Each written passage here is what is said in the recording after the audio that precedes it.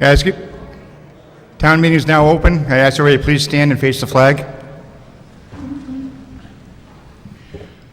I pledge allegiance to the flag of the United States of America and to the republic for which it stands, one nation, under God, indivisible, with liberty and justice for all. Thank you. Now the clerk read the charge. Good evening. The Town of Ayer Special Town Meeting Warrant, Ayer Town Hall, Great Hall, 1 Main Street, Ayer, Mass. 01432, October 26, 2015 at 7 p.m. Commonwealth of Massachusetts, Middlesex County. Greetings. In the name of the Commonwealth of Massachusetts, you are hereby directed to notify and warn the inhabitants of the Town of Ayer qualified to vote in town elections and affairs to meet at the Great Hall in the Ayer Town Hall, located at 1 Main Street, Ayer, Massachusetts, on Monday, the 26th day of October, 2015 at 7 o'clock in the evening, then and there to act on the following articles. Hereof fail not, and make due return of this warrant with your doings thereof to the town clerk before the date appointed for said meeting. Given under our hands this 6th day of October, AD 2015, Janice L. Livingston, Chairman, Gary J. Luca, Vice Chairman, Christopher R. Hillman, Clerk, Ayer Board of Selectmen.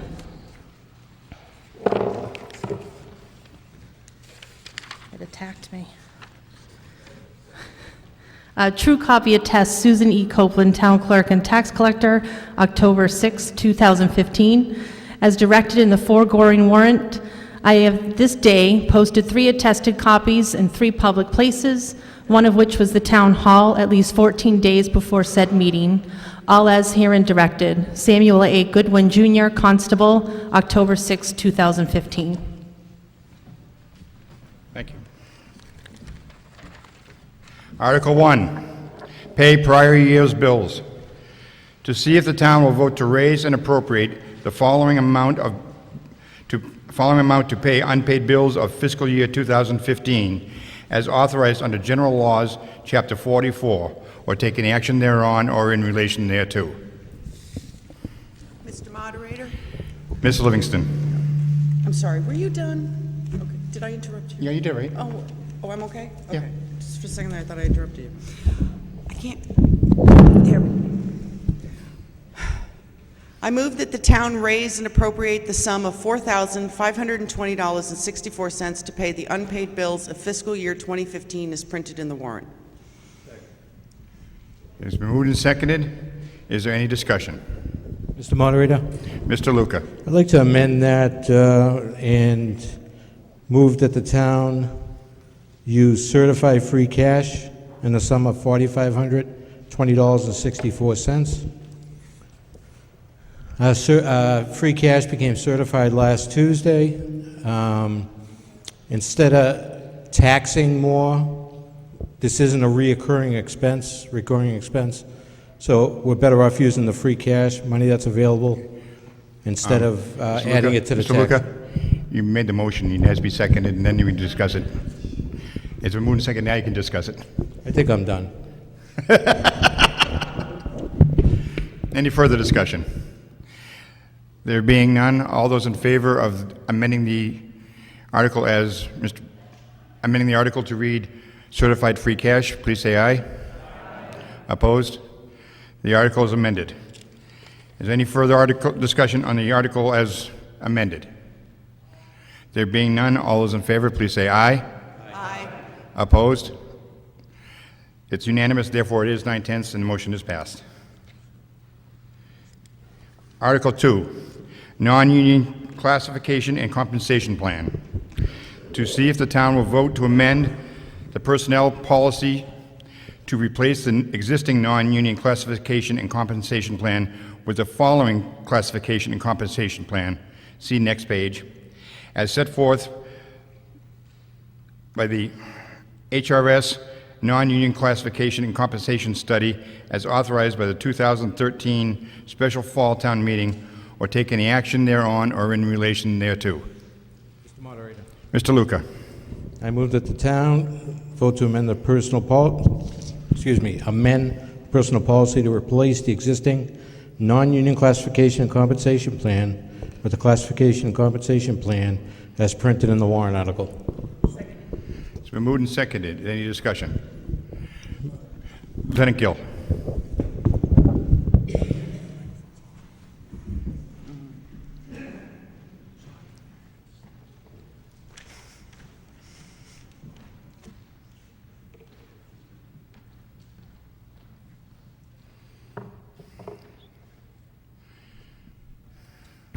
Mr. Moderator, can I invite Mr. Pomprian down to help with the presentation? Yes. And Ms. Lisa White? Okay. Mr. Pomperand, the town administrator, and Lisa White, also on the personnel board, right? Correct.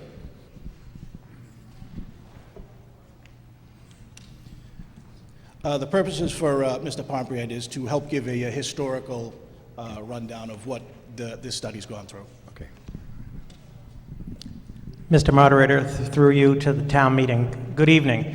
Just briefly, as printed in the warrant, Article 2 is asking you to consider the adoption of a new non-union classification and compensation plan for the town of Ayer. And I think it's important that there's a little historic context given to this project as it's been ongoing for almost 3 years. And by 2012, the town of Ayer's non-union classification and compensation system was significantly out of date. And what do we mean by that? There were a lot of issues with it in that many of these non-union positions had maxed out on the classification system. Many of the positions on the classification system had outdated job descriptions. In some cases, the job descriptions were as old as 20 years. And there was a lot of work that needed to be done on that. And Ayer Town Meeting on October 22nd, 2012 approved $6,000 to authorize an independent professional study of the non-union classification and compensation plan. And the intent of the study was to look at all of the non-union positions. And the next slide, please. And here on this slide, you have the positions that were included in the study are all listed here. These are positions that are not in collective bargaining agreements. And the positions break into 3 categories, which Lieutenant Gill will talk about in more detail later. There are positions that are non-union positions that do not have a personal services contract. There are positions that are non-union that have a personal services contract as negotiated with the Board of Selectmen. And thirdly, there are 3 positions that are non-union elected positions. And as we'll discuss later this evening, the salaries of elected officials can only be set by town meeting, which is why we have Article 4, but that's a little ahead of us. So these were the positions incorporated in the original study. In March of 2013, so in 2012, October, town meeting approved the study. And unfortunately, we did not have a quorum of the personnel board at that time, and we didn't for several months. And in March of 2013, I requested to the Board of Selectmen to get this project started, and with their authorization, to issue an RFP, which is a request for proposals, to find a professional third-party firm to work with the town to conduct this study. And in April of 2013, the Board of Selectmen awarded that contract to HRS Incorporated through the procurement process. And as you can see, from March of 2013 all the way through August of 2015, a considerable time, the Personnel Board, and we had some quorum issues as well as some deadline issues, worked hard on this, as did the department heads, Board of Selectmen, Finance Committee, and so forth. So the considerable period of time went by. In March of 2015, this past March, the Personnel Board conducted a public hearing on the findings of the study. And at that public hearing, there was a lot of discussion and presentations made by a lot of employees and folks impacted by the study. And there was a lot of information still to be processed at that time. And at the conclusion of that public hearing, the Personnel Board voted to delay, and perhaps delay isn't the correct word. They voted to, instead of bringing this before you in May, this past May, to come before you at the fall town meeting to give more time to correct some of the various issues in the study and to give it its due diligence. And at that time, I think it's important to note in terms of the funding piece, the Personnel Board voted, and subsequently the Board of Selectmen voted as well, that any decision that town meeting makes on this in terms of any compensation piece would be retroactive to July 1st of 2015. I worked with the Personnel Board at their request and offered through April of this year through September to finalize the study. In August of 2015, on August 18th, the Personnel Board voted to approve and recommend the HRS study, the classification and compensation system that is in the warrant. And on September of 2015, they conducted another public hearing on that recommendation by the Personnel Board. And then just to conclude in our history, on October 6th, the Board of Selectmen voted to place Articles 2, 3, and 4 on the special town meeting warrant that you have. And this evening, on October 26th, town meeting is being asked to consider these 3 articles. So that gives a sort of a historical snapshot of sort of 3 years in the making to get here. So I appreciate your time and consideration. I'm going to continue on, Mr. Moderator. Go ahead, Brian, yeah. Okay, I'm Brian Gill, Lieutenant with the Air Police Department, and I'm also the chairperson of the Personnel Board. Lisa White is with me now. She is also a member of the Personnel Board and currently the clerk. So the study, the first part of the study we'll call the methodology part of the study, and how it started was it was a review and update of all the job descriptions by HRS. The company contracted to help us with this process. And taking those job descriptions, they had a scientific methodology that they used to classify all these job positions using the new job descriptions. And with that, they conducted a comparative analysis of each position in the town of Ayer with comparable positions in other communities.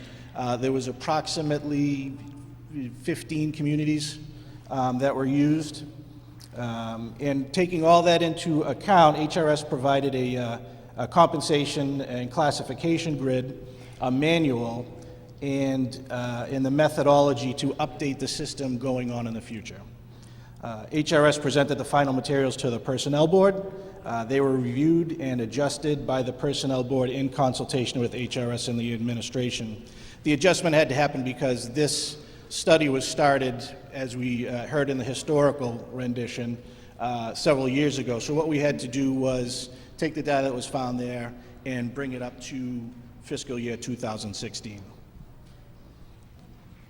The study results, what we got from this was complete and updated job descriptions for all positions included in the study, classification systems for positions, compensation recommendation for classification systems based on a 75th percentile as a result of the comparable community position analysis, a cost impact to implement the study results retroactive to July 1st, 2015, which is approximately $86,000, updated classification and compensation system moving forward to maintain the grid, and it provides the town with a framework moving forward to address classification and compensation issues.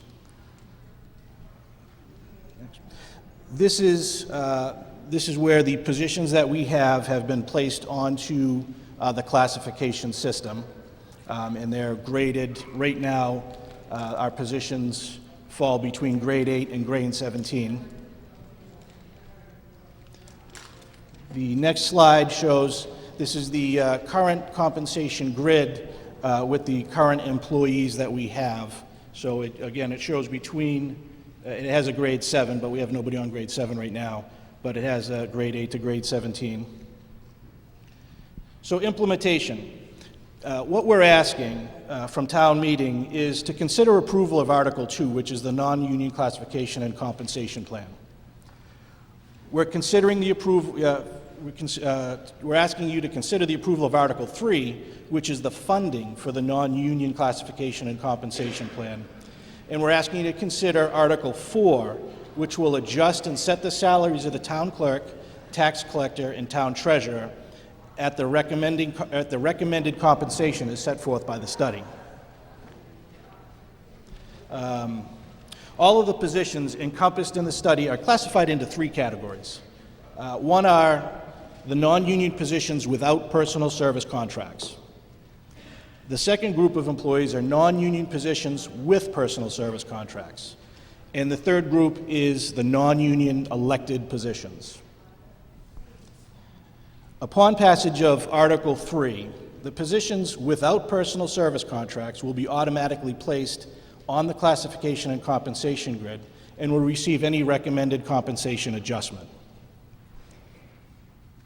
Upon passage of Article 3 for the positions with personal service contracts, they'll be handled as follows. The contracts would be opened by the Board of Selectmen and the position holder. Language would be inserted into those individual contracts to place the position on the appropriate grade and step. The contract would then be closed and the position holder will follow the classification plan. And finally, the contract would receive the recommended compensation adjustment per the study, if applicable. Upon passage of Articles 2 and 3, elected positions can only be set by town meeting. Therefore, Article 4 set forth the recommended salary adjustments per the study. Though these positions cannot be governed by the grid, the town meeting, as we know, sets the salaries annually for those positions. The study and compensation grid will be used as the recommendation for those salary amounts. Elected position salaries can only be set by town meeting. Therefore, Article 4 that we're asking you to consider sets forth the recommended salary adjustment per the study. In conclusion, adoption and implementation of the non-union classification and compensation study will result in the following benefits to the town of Ayer. An updated classification and compensation system for the town's non-union employees that was conducted by a third-party professional and objective entity, HRS. The Personnel Board and the Board of Selectmen will have an objective system to hire, classify, and reclassify, if warranted, the non-union positions. A competitive compensation system to retain and attract the most qualified professional individuals, a compensation system that in the 75th percentile of comparable Massachusetts communities, will have an updated and modern job descriptions for all non-union positions, a classification and compensation system that enables the town to budget plan for non-union personnel salaries moving forward, an objective baseline system that places all non-union positions, contracted, non-contracted, and elected, on an objective and equal compensation system moving forward, and a definitive framework for which the town can update, revise future classification and compensation systems. So there's the study. Anyone else have for questions? Are there any questions for the Personnel Board? There being none. Thank you, Brian. Thank you, gentlemen. Oh, Mr. Sullivan.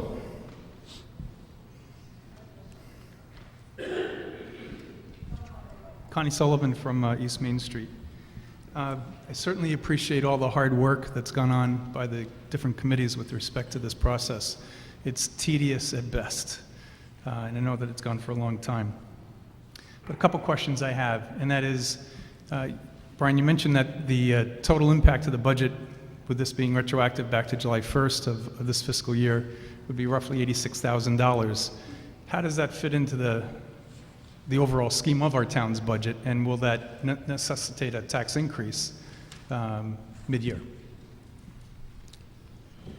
Can I have Mr. Pomprian answer that question as to, you're looking for funding source? Yes. Mr. Pomprian. Through the moderator to Mr. Sullivan, that's why Article 3 specifically, the cost impact to the town is approximately $86,000 as printed in the warrant. And we're asking town meeting for consideration to fund that. As everyone knows, the FY16 budget has already been set.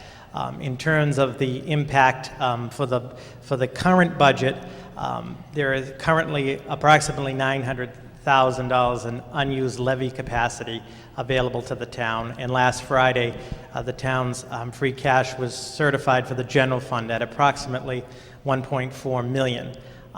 So looking in the overall larger scheme of the current budget as well as the FY17 budget, I would contend that the budget impact is minimal. And that is not to underestimate or to downplay the impact of $86,000. We realize that that is a considerable request for any town meeting, but given the benefits of it and the affordability of it within the context of the budget, that's why we put it forward. So would the expectation be that it'd be funded from free cash as opposed to an adjustment in our tax rate?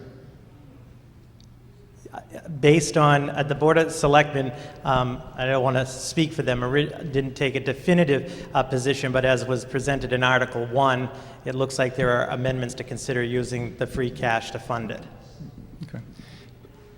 Another question, if I may, Mr. Moderator. Mr. Sullivan? And that is, why were the service contracts included as part of this overall scheme? I mean, service contracts are negotiated by the Board of Selectmen and the particular employee being hired. Why are those negotiations for salary not sufficient, and why would it have to be why would those positions have to be incorporated into this grid? Mr. Marder? Yeah, Lieutenant. One of the reasons why we wanted to include all the positions is we wanted to get a good picture of how the town of Ayer was paying their employees. Were we being competitive? Were we comparable with other towns? So we included, we actually had a lot more employees included that were originally in the study, but these positions, as we found in some of them, were not being comparable with the other communities.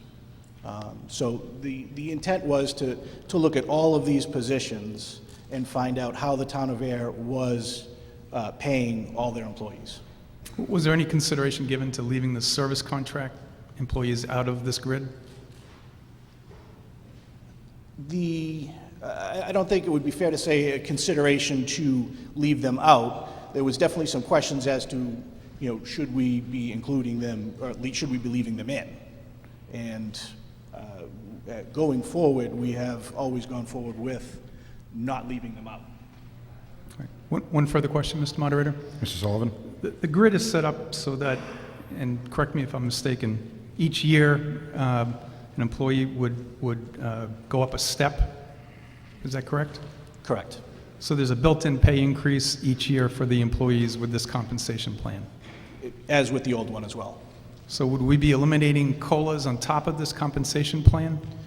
No, part of the study, what we found doing this study, HRS informed us that a good model to follow is when this grid needs to be adjusted on a regular basis, meaning every year COLA considerations need to be made onto the entire grid. So their recommendation to us was that any COLA adjustments be applied to the grid as a whole. Okay. Thank you. Any further questions for the Personnel Board? Okay. Thank you, gentlemen, ladies. And Mr. Hood would like to make a presentation from the Finance Commission.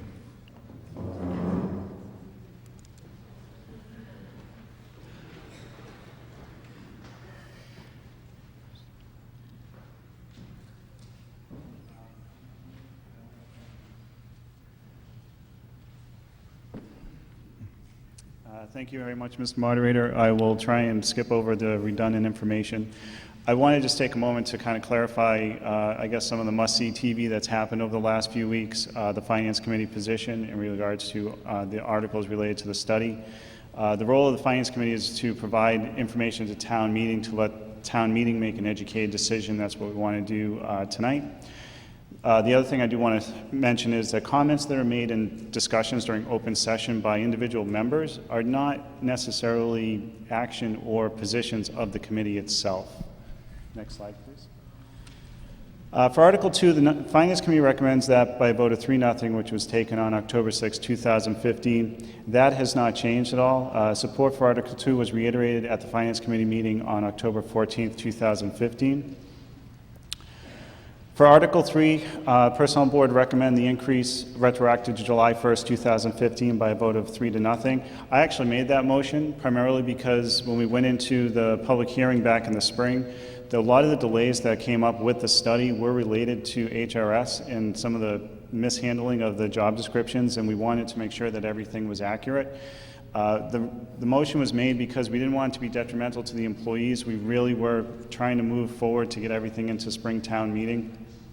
And to kind of further clarify on the budget, when we built the FY16 budget, we did have a placeholder in for about $100,000 as an estimate, which ultimately ended up going into what became stabilization, but it did work within the budget going forward. You can go to the next slide. Everyone knows the 3 categories. Thank you. Next slide, please. So on October 6th, we met with the Board of Selectmen, and there were a couple of questions that came up with the personal service contracts. One was the Personnel Board was not given clear guidance on how to handle the personal service contracts from the Board of Selectmen at the beginning part of the process. When the Personnel Board first started down, we were setting the scope of the study itself. We did ask to meet with the Board of Selectmen because the biggest question that the Personnel Board had was, if the Board of Selectmen is going to personal service contracts for all of the employees, is it worth doing the study? And at that point in time, we were asked to include the personal service contracts from an informational perspective for the Board of Selectmen. After everything was finalized on, I think it was back in September, the Finance Committee started discussing whether the personal contracts have the actual mechanisms within them, the wage reopeners, in order to allow that. What we were looking for at this point in time was just to make sure that the dollar amount that was requested at town meeting was accurate. On October 6th, the Board of Selectmen did confirm their intent to do that, and also in the scope of that discussion, they did also promise that they would follow the letter of the contracts as they are written. And I do just want to stress, as I've been thinking about this over the weekend, the Personnel Board didn't review the personal service contracts because they weren't really in the jurisdiction of the Personnel Board at that point in time. So part of the concerns that the Finance Committee had were, and I have 3 examples of contracts that have specific exclusions, moving a position outside of the compensation plan. And we just want to make sure that these are understood and that these are followed going forward as this is implemented, pending town meeting approval. Next slide, please. So the Finance Committee has not taken an official position on Article 3, primarily because of the personal service contracts. And regardless of the actions and the recommendations that have been put forward by the Board of Selectmen, the Personnel Board, even the Finance Committee, it's ultimately your decision to make the funding decision. Thank you. Thank you, Mr. Hood. Is there any further discussion? Lieutenant Gill. Just with some, we've had some conversation about some personal service contracts. There are some ambiguous language in some of the personal service contracts. Some personal service contracts have language directly to this point. But there's also language in each of the personal service contracts that deal with modifications. And it's a specific language that both parties, the town and the employee, can agree to open up their contracts. And I just want to make sure the town meeting understands that there was never any intent to circumvent anything. This is all either with language that's directly into the compensation portion of these personal service contracts, or exacting a clause that's in the personal service contracts that talk about a mutual agreement to open up the personal service contracts to make any adjustments. Thank you, Brian. Any further discussion? All those in favor of Article 2, please say aye. Aye. Opposed? The article passes.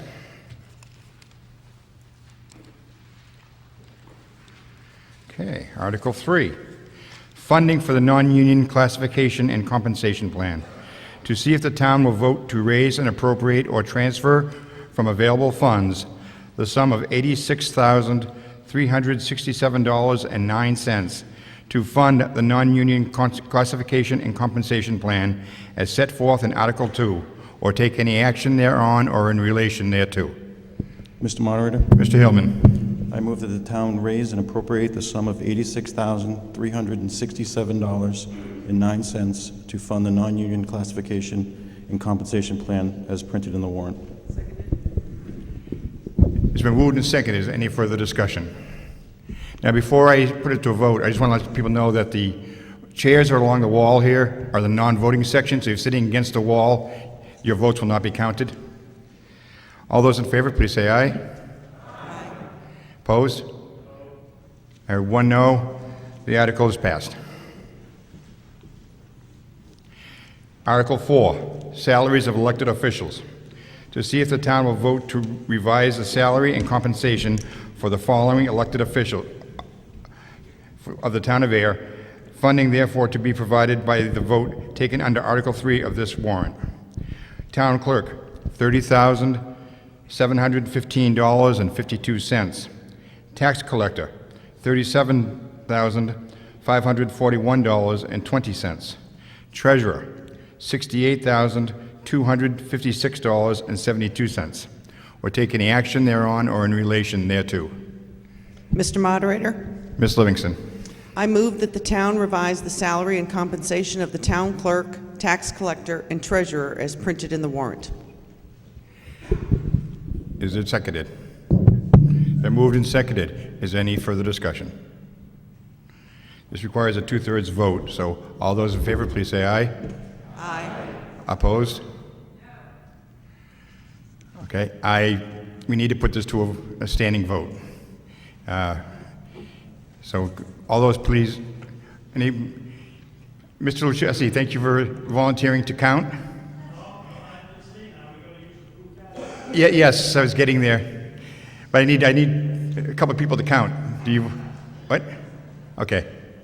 Can I have two volunteers for count the votes? Mr. Kelly, Mr. Bacon, thank you very much.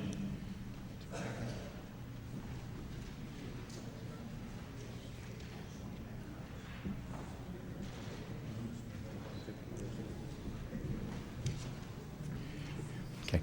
Well, all those voting aye, please stand and hold your card up. Or just hold your card up, yeah. Or stand and hold your card up.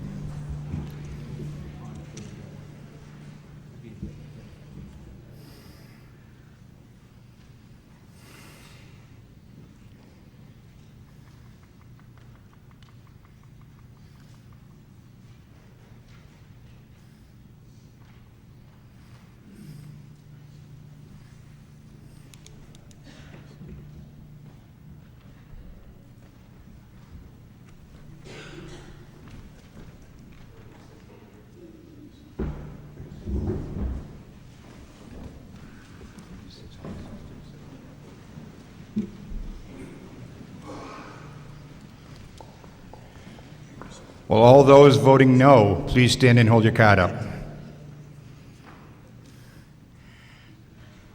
I think I got this one, guys.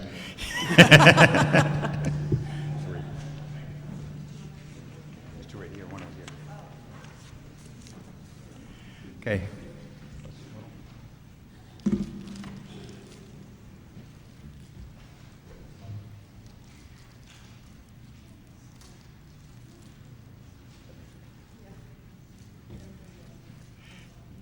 The vote is 73 yes, 3 no.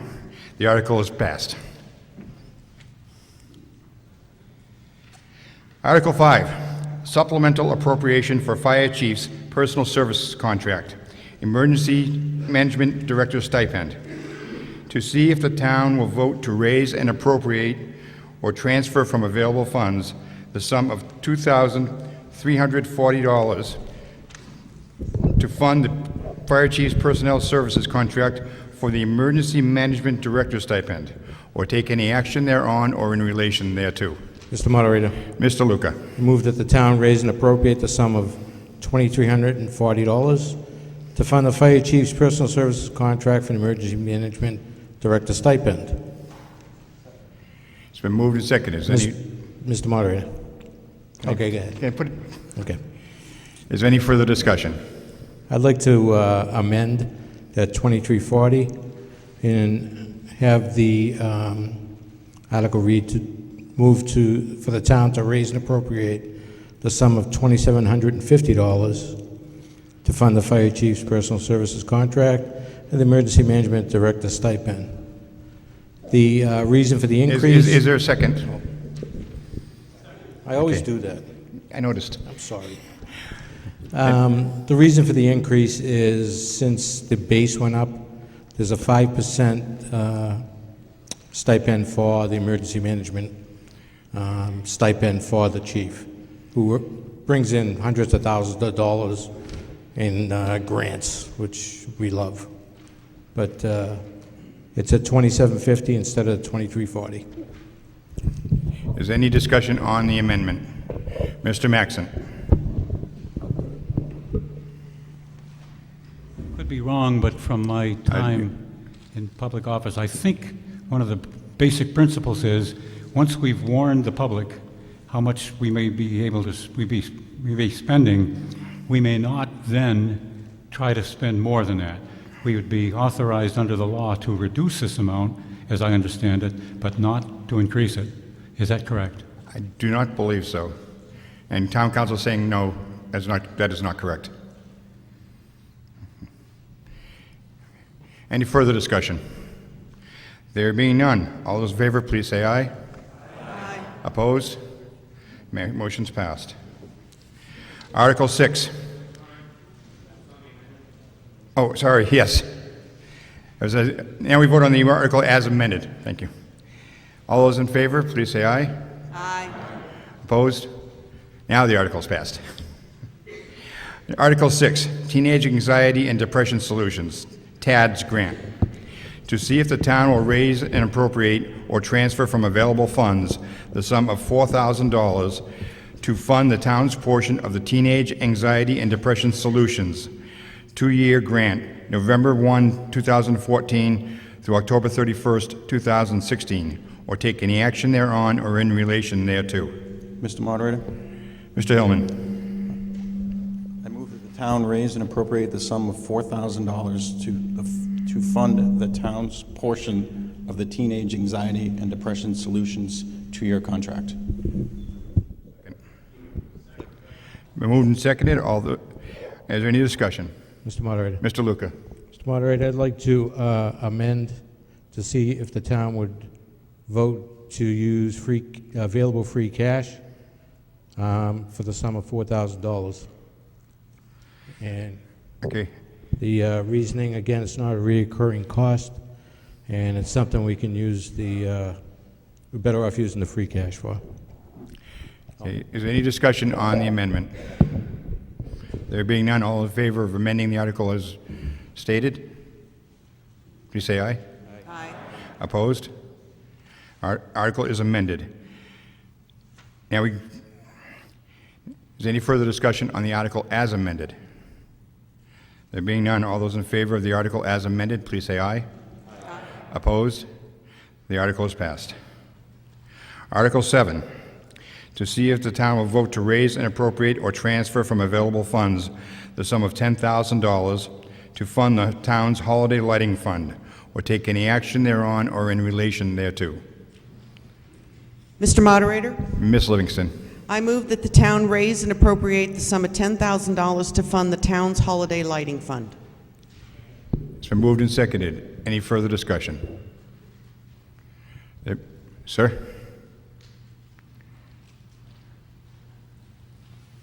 Mr. Moderator, I'm all in favor of this holiday. I call it Christmas, but this holiday lighting that they're going to have, except for the Rotary. That's state land, and I don't believe we should be spending money down there to do that. I'm 100% in favor of decorating Town Hall and all the lights and everything in town, but not to be doing the Rotary, which is state property. I don't understand why it can't be Christmas holiday, because our employees in town have a holiday that's called Christmas Day that they get paid for. So I'm for this article except for the Rotary. Thank you. Ms. Livingston. We use the term holiday because it encompasses everything that happens in the month of December. It celebrates everything. Not everyone celebrates Christmas, even though they do get the day off. The idea is to just light up the place and make it cheery.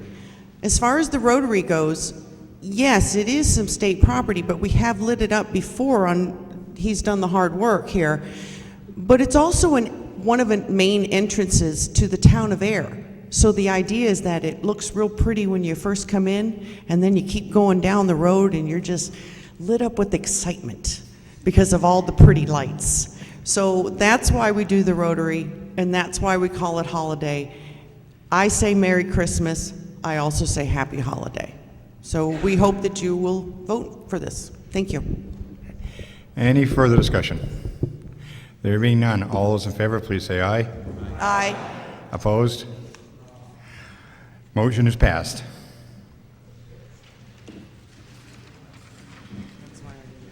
Article 8, establishment of the Ayer Shirley Regional School District Stabilization Fund.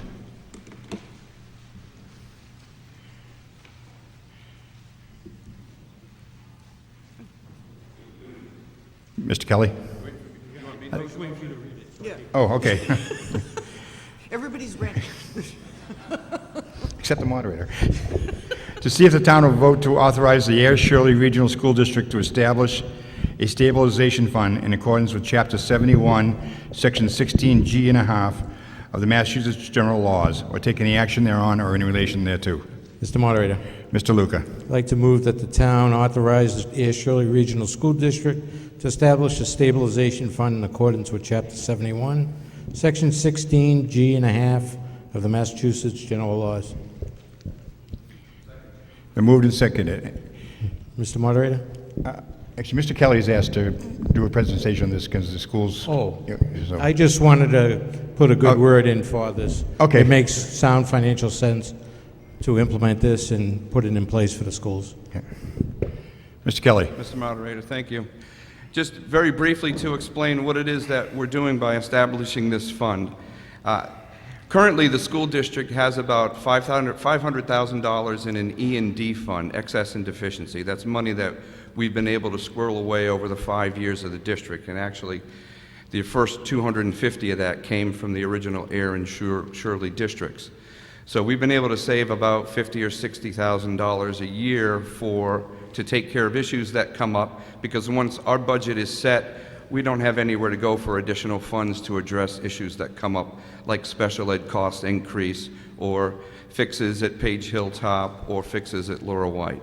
The establishment of this stabilization fund allows us to take some of the excess and deficiency funds that we have, put that into the stabilization fund, which gives the school committee the ability to move on that money by a 2/3 vote in order to address that problem. So if we have to fix a boiler or fix a floor or replace a door, or like recently at the middle school, we had to change the security system and replace all the locks because we had a break in there, then we have a fund that we can go to in order to make those fixes. This article is not asking for any money from anybody. It's money that we already have that we want to put aside in order to address capital needs as quickly as possible. Thank you. Any further discussion? There being none, all those in favor, please say aye. Aye. Opposed? Article's passed. To see if the town will vote Article 9, authorization and ratification of easement acquisition on Park Street. To see if the town will vote to authorize and ratify the actions of the Board of Selectmen to acquire by purchase an easement for ingress and egress over property identified as 16 Park Street, tax map 26, lot 21, described in the deed recorded with the Registry of Deeds in Book 20440, page 82, said easement providing access to and from certain property located at 0 Park Street, tax map 26, lot 20, being those town-owned premises described in a deed recorded in the Middlesex South District Registry of Deeds in book number 65,896, page 503, said easement shown on on a plan on file with the town clerk for general municipal purposes, including but not limited to fire station purposes, and to accept a deed or deeds for said easement, and further to authorize and ratify the actions of the Board of Selectmen to enter into all agreements and execute on behalf of the town and all instruments as may be necessary or convenient to effectuate the purpose of this article. Take any action thereon or in relation thereto. Mr. Moderator, Mr. Hellman. I move that the town authorize and ratify the action of the Board of Selectmen to acquire by purchase an easement for ingress and egress over property on Park Street as printed in the warrant. Is there a second? Any discussion? Mr. Sullivan. Could someone describe where the easement is and how much the purchase is?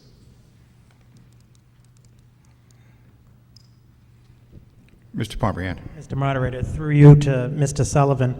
Article 9 is actually largely corrective in nature.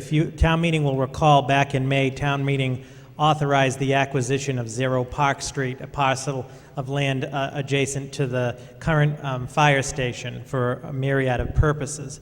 When that was done, it was determined that the previous owner had not been a legally conveyed easement at that time. So what Article 9 is asking town meeting to do is to authorize or ratify that easement. And when we get to Article 10 will be the actual grant of that easement. The location of the easement is actually a portion it's very familiar probably to many, a portion of the current Dunkin' Donuts drive-through. And in terms of the cost, to Mr. Sullivan's question, it was part of the acquisition of the property of $250,000 back at the May town meeting. Okay, thank you. Any further discussion? All those in favor, please say aye. Aye. Opposed? The article is passed. Article 10, authorization to grant easement or lease portion of town land, 0 Park Street, for driveway on Park Street. To see if the town will vote to authorize the Board of Selectmen to grant an easement upon or lease a portion of town-owned property being 0 Park Street, map 26, lot 20, as described in the deed dated August 11th, 2015, recorded in the Middlesex South Registry of Deeds in book 65,896, page 503, for driveway purposes, for the benefit of 16 Park Street, map 26, lot 21, as shown on a sketch plan on file with the town clerk, and to authorize the Board of Selectmen to enter into all agreements and execute on behalf of the town any and all instruments as may be necessary or convenient to effectuate the purpose of this article, or take any action thereon or in relation thereto. Mr. Moderator, Ms. Livingston. I move that the town authorize the Board of Selectmen to grant an easement upon or lease a portion of town-owned property at 0 Park Street for a driveway on Park Street as printed in the warrant. It's been moved and seconded. Is there any discussion? There being none, all those in favor, please say aye. Aye. Opposed? It's unanimous, and therefore it is passed. Article 11, street acceptance, Mulberry Circle, Calvin Street Extension, Blueberry Circle, Hibiscus Lane, Magnolia Drive, and Samantha Lane. To see if the town will vote to accept the layout of Mulberry Circle, Calvin Street Extension, Blueberry Circle, Hibiscus Lane, Magnolia Drive, and Samantha Lane as public ways, the metes and bounds of which are on file with the office of the town clerk, and to authorize the Board of Selectmen to acquire by gift, purchase, or eminent domain, fee, interest, or easement in such public ways, and any and all easements related thereto, and further to authorize the Board of Selectmen to enter into all agreements and to take all related actions necessary or appropriate to carry out this acquisition, on such terms and conditions as the Board of Selectmen deems appropriate, or take any action thereon or in relation thereto. Mr. Moderator, Mr. Luca. I move the town accept the layout of Mulberry Circle, Calvin Street Extension, Blueberry Circle, Hibiscus Lane, Magnolia Drive, and Samantha Lane as public ways as printed in the warrant. Is there a second? It's been moved and seconded. Is there any discussion? Mr. Moderator, Mr. Luca. DPW would like to speak on this, please.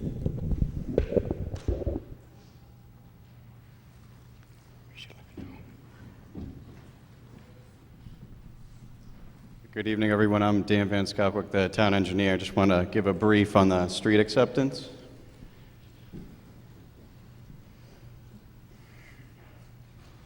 Okay, so the DPW, we recommend acceptance of the following subdivision roads, which were just read: Mulberry Circle, Calvin Street Extension, Blueberry Circle, Hibiscus Lane, Magnolia Drive, and Samantha Lane.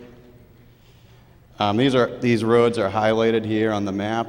You can see the rotary down the bottom left, Calvin Street's up near Sandy Pond, Samantha Lane off of Sandy Pond Road, and the remaining streets are off of Westford Road.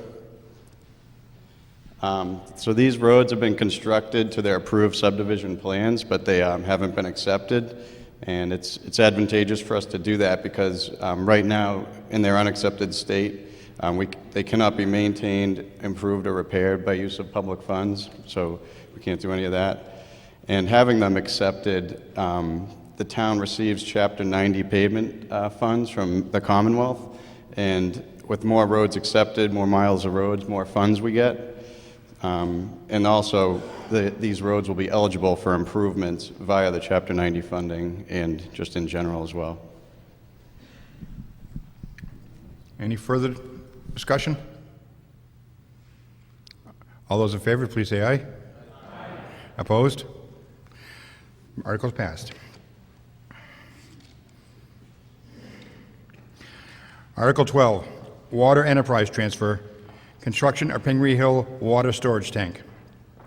To see if the town will transfer the sum of $72,000 from the Water Enterprise retained earnings, free cash, collected from Willow Road Development, LLC, to provide funds for the construction of the Pingree Hill Water Storage Tank and related water distribution system improvements, or take any action thereon or in relation thereto. Mr. Moderator, Mr. Hillman. I move that the town transfer the sum of $72,000 from the Water Enterprise retained earnings to provide funds for the construction of the Pingree Hill Water Storage Tank and related water distribution system improvements. It's been moved and seconded. Is there any discussion? There being none, all those in favor, please say aye. Aye. Opposed? It's unanimous. Article 13, extension of sewer line on Westford Road into the town of Groton. To see if the town will vote to authorize the extension of the town's sewer line on Westford Road from approximately Nemco Way into the town of Groton to provide sewer to the Groton Four Corners area or take any action thereon or in relation thereto. Ms. Livingston. That the town authorize the extension of the town's sewer line on Westford Road from approximately Nemco Way into the town of Groton. It's been moved and seconded. Any discussion? Okay. Sir? Okay, could I keep? Mike Anuta, 187 Old Farm Way. My water bill was quite interesting this year, and I noted that there was the majority of that is for water treatment or for sewer treatment. What kind of is there anything that the town is going to be getting back for this extension? I understand the Four Corners area is in Groton. Do we get any tax relief or any kind of relief from our extension of this service? Selectman Hill, answer. Mr. Wenzel, DPW Director. Thank you. I'm Mark Wetzel. I'm the Superintendent of Public Works. We have a slide that shows the routes if anyone's wondering. Basically, this is required under a town bylaw to extend the sewer, but specifically to your question, we have a memorandum of understanding with the town of Groton that says, at this point, we'll consider allowing you to connect, but we will develop an intermunicipal agreement. And as part of that intermunicipal agreement, we'll be developing a rate structure. So they'll be paying us for their sewer, which will increase the revenues and hopefully offset I won't say the cost, but the future rates of our sewer system. In addition to that, we have a requirement that any new sewer connection removes a 4-to-1 ratio of inflow and infiltration, and we have a big infiltration problem in the collection system because the collection system's old. So when it rains, our flows at the treatment plant just about triple. So to do a study like that and start removing it's very costly. So we'll be getting money from the town of Groton to pay for the study and begin doing the inflow and infiltration corrections. But we will be negotiating all the prices, and believe me, it's not going to cost anyone in this town any more money. Is that something that's going to be presented to town meeting at some point? Well, the intermunicipal agreement is going to be negotiated by the Board of Selectmen. If they would like us to do a presentation at town meeting, we can. Okay, thank you. Any further discussion?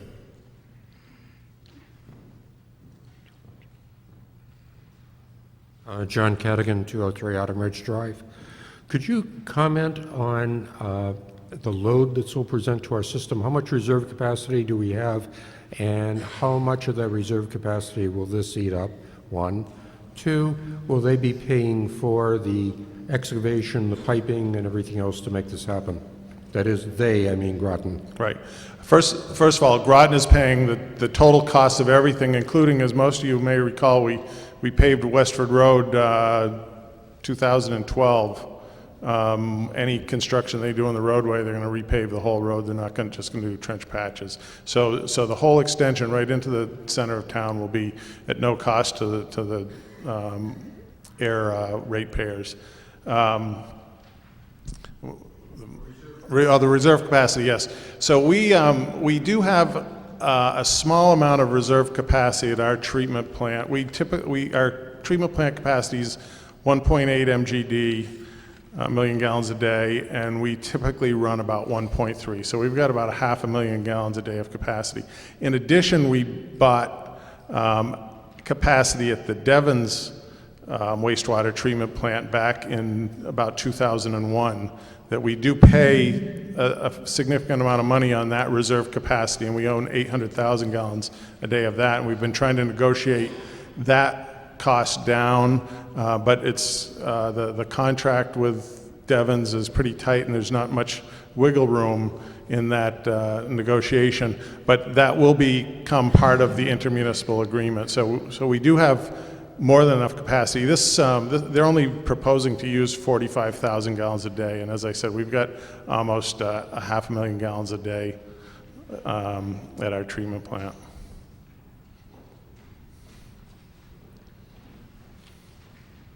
Mr. Curran. Dennis Curran, Pleasant Street. A couple of questions.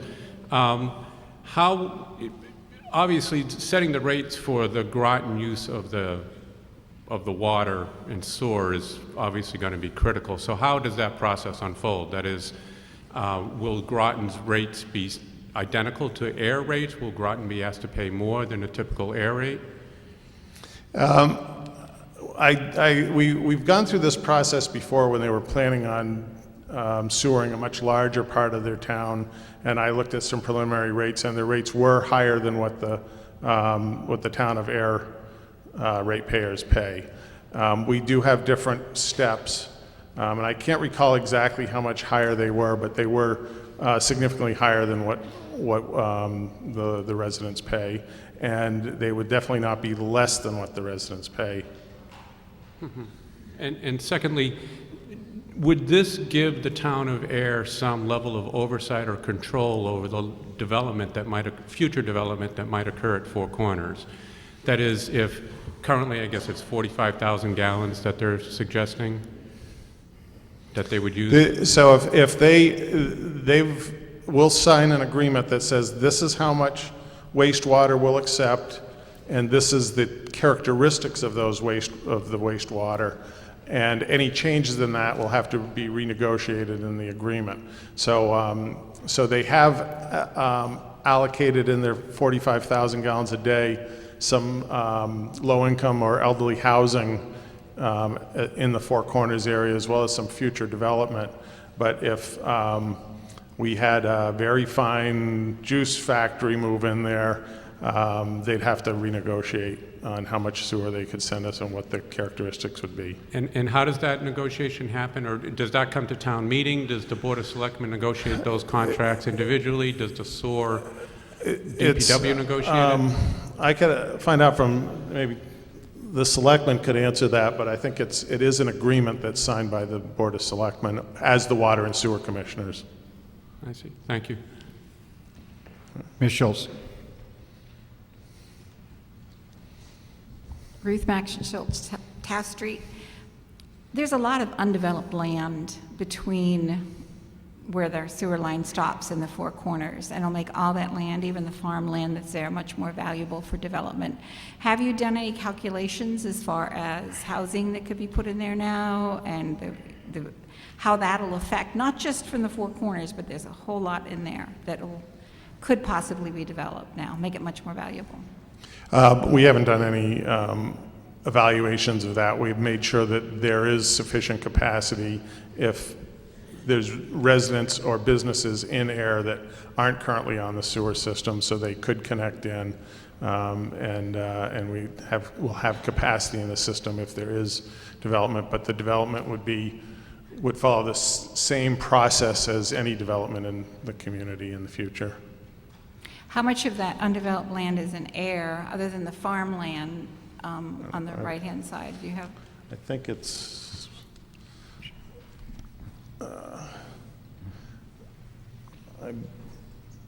Don't touch it. Okay. So here's the town line, and our existing sewer's down about here. So a lot of it is National Grid property. And, but there are some businesses on both sides of the road. Okay, thank you.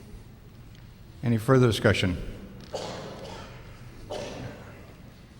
Mr. Moderator, Ernie Girton, Sandy Pond Road.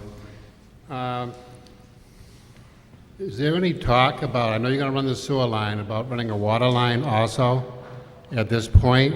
Or do you see something down the road? I have a couple questions.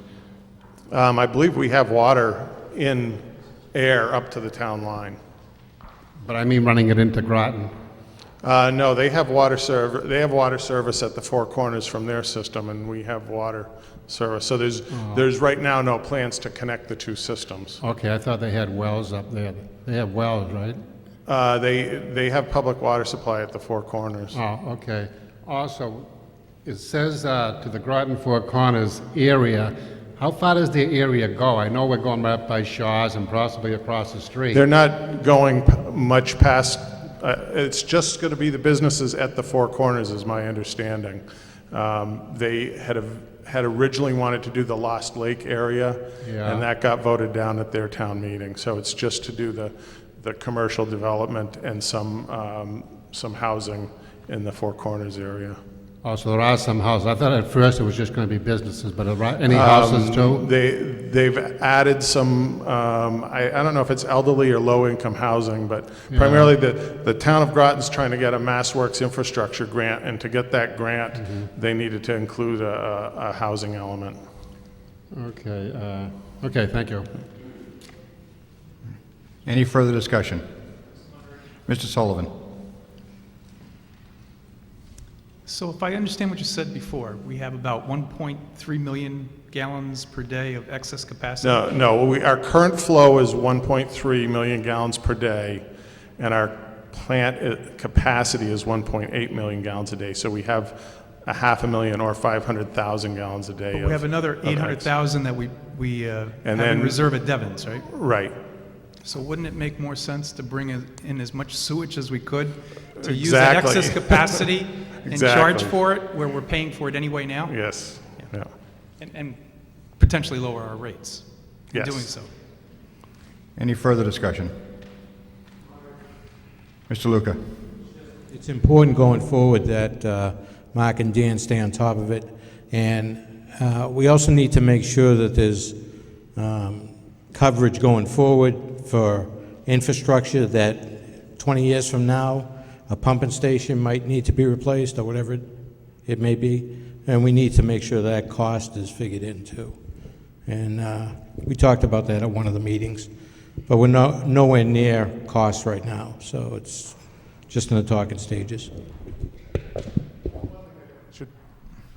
One thing I should point out is that this is a vote that's required by the town bylaw, but the town of Groton is waiting on this grant to see if they're even going to do the project. So this may be a moot point in several months. Any further discussion? There being none, Mr. Wallace. I can't see where Ayer is getting anything out of this. I mean, Groton's gonna make out, that's the way I'm looking at it. I don't see where we're making anything here, but. Well, that's just my opinion. we will be getting some revenue to help offset our rates, and pardon me? Who's doing all the work?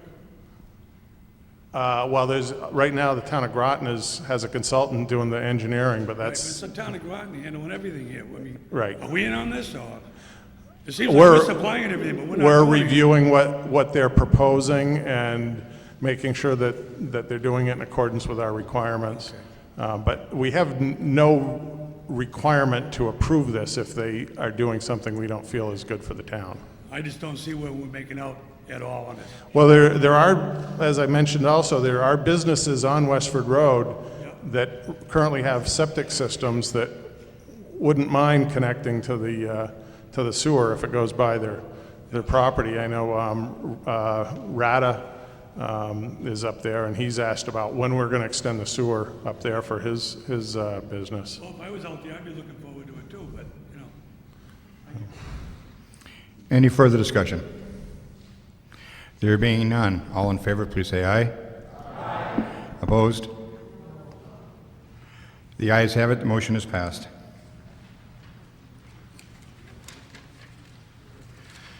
Article 14, bylaw amendment, authority of town moderator. To see if the town will vote to amend the town's general laws, Article 1, town meeting, by inserting the following provision. Section 6, authority of the town moderator. If in consideration of a warrant article at town meeting, a two-thirds vote is required by statute for passage of such article, the moderator may declare the vote to be a two-thirds vote without a count, provided, however, that if the vote is immediately questioned by one or more voters, a count shall be taken, take any action thereon or in relation thereto. Mr. Moderator. Mr. Luca. Move that the town amend the town general bylaws, Article 1, town meeting by inserting the new provision as printed in the warrant. Is there a second? So moved and seconded. Any discussion? You could probably describe this better than anybody. Earlier tonight, I think it was Article 4, I believe, we had a wonderful example of it, actually Article 4, where we had one or two people question a two-thirds vote, and we all had to stand and be counted, and it was 73 to 3. This means that on a vote like that, we don't have to have a standing count. I could just call it and it's done, unless somebody questions the vote, as always happen, as can always be done. And that's all this does. Any further discussion? All in favor, please say aye. Aye. Opposed? Article's passed. Article 15, bylaw amendment. Bylaw 40, nuisance bylaw, to see if the town will vote to amend the town's general bylaws by deleting the existing language under Article 40, nuisances, and inserting in place the following new provisions as printed in the warrant.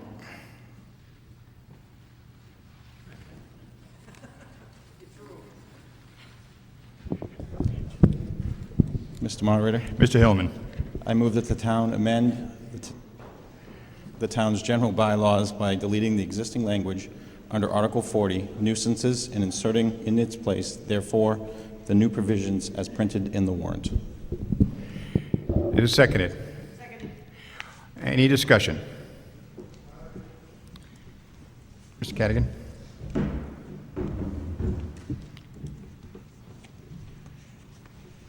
Cadigan, 203 Autumn Ridge Drive.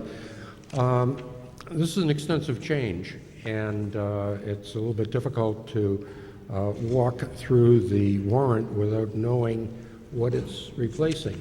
So I would ask, why is this needed?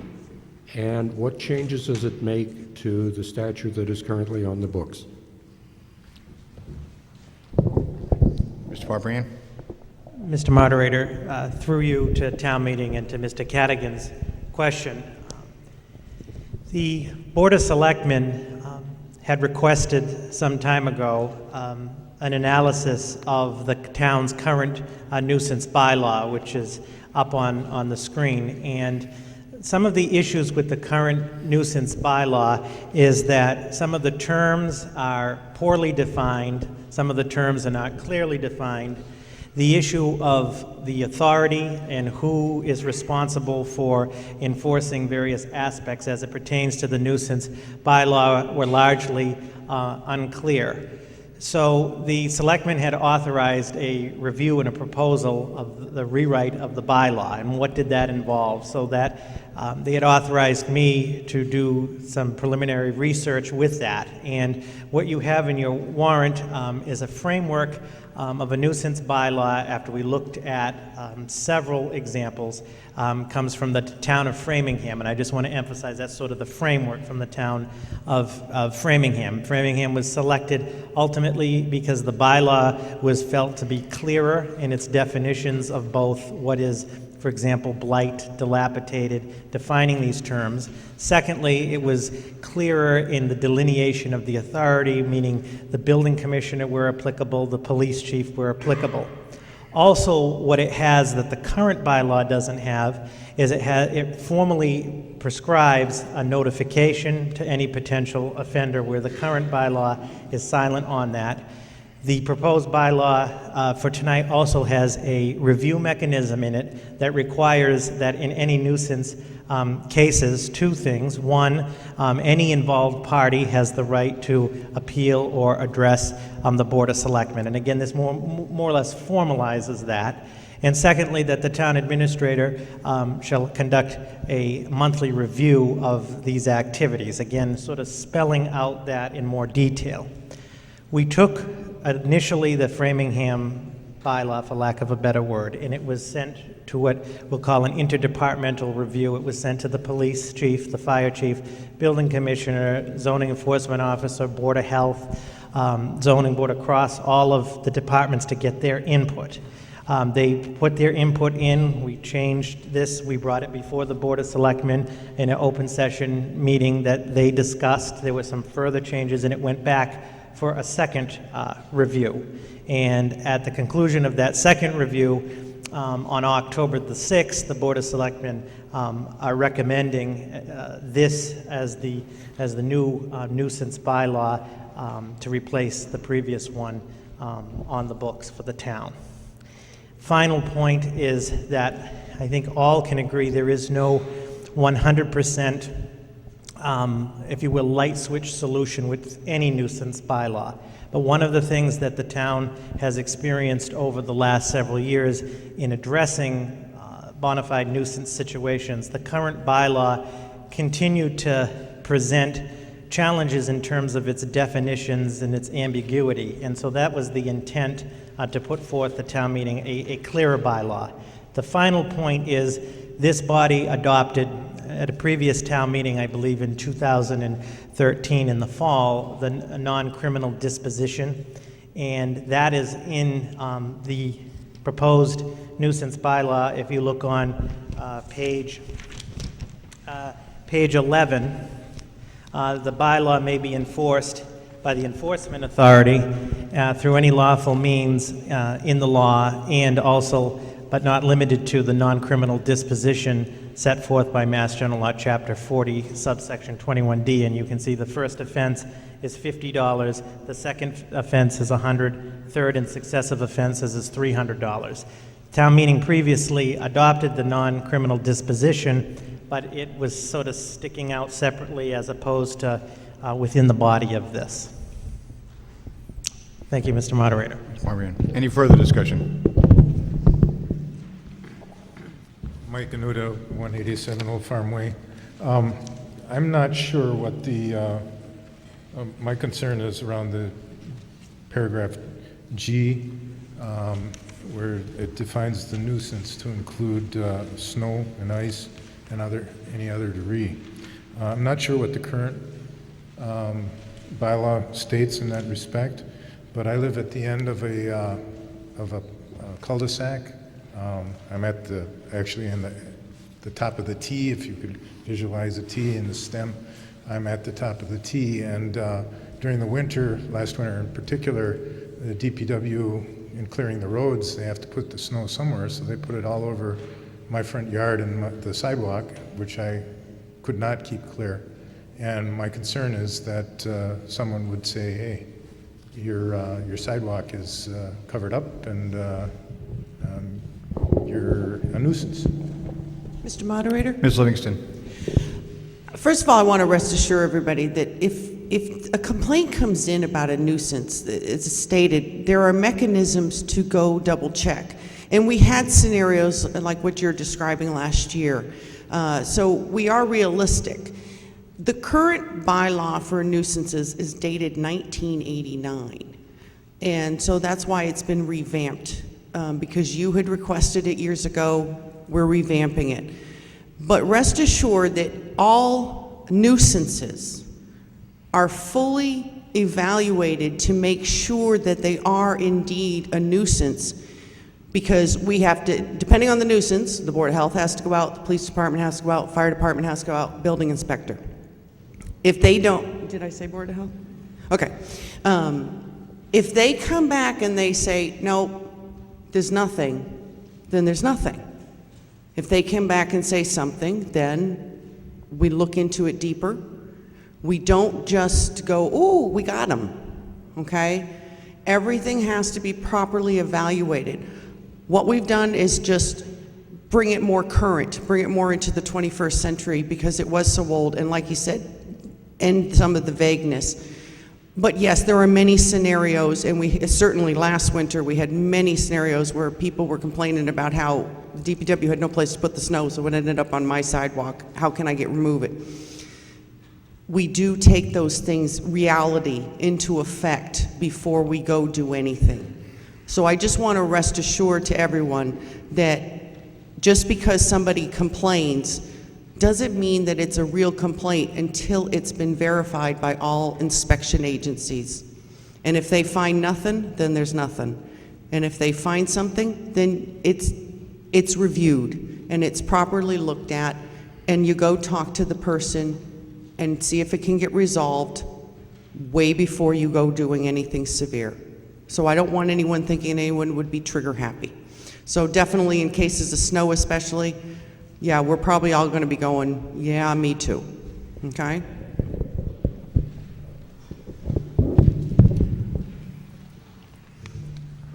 Michael Pattenden, 42 Westwood Road. Mr. Pattenden.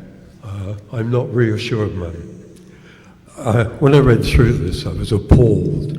I think it's probably the worst bylaw I have ever seen, but I've only been in town 15 years. It covers everybody. I believe it was originally written because of about 3 properties. No argument there at all. It now covers me and 95% of you. I have a car in my driveway which I am permitted under another bylaw. It's taxed, registered and insured, but it's not covered. And there is a piece in here which says if it's liable to deteriorate, then I can be clobbered every day, $300. I'm not getting a Social Security increase next year. I can't afford $300 a day. I could go on and on and on. If you've got trees on your property and they're rotted, and I guarantee you've got a rotted tree, $300 a day. There's just so much in here. It covers everything. And your neighbor doesn't like it, they complain, you're in trouble. It doesn't even define clearly who the person who's going to clobber you is. The building commissioner can appoint somebody, he can appoint somebody else, can appoint a member of the police department. If that was at least defined, it isn't. There is so much here that I'm sorry, folks. I just can't go through everything. There isn't time. But just realize if you vote this in, you are almost certainly liable for $50, $100, $300 a day. Okay? Leave it at that.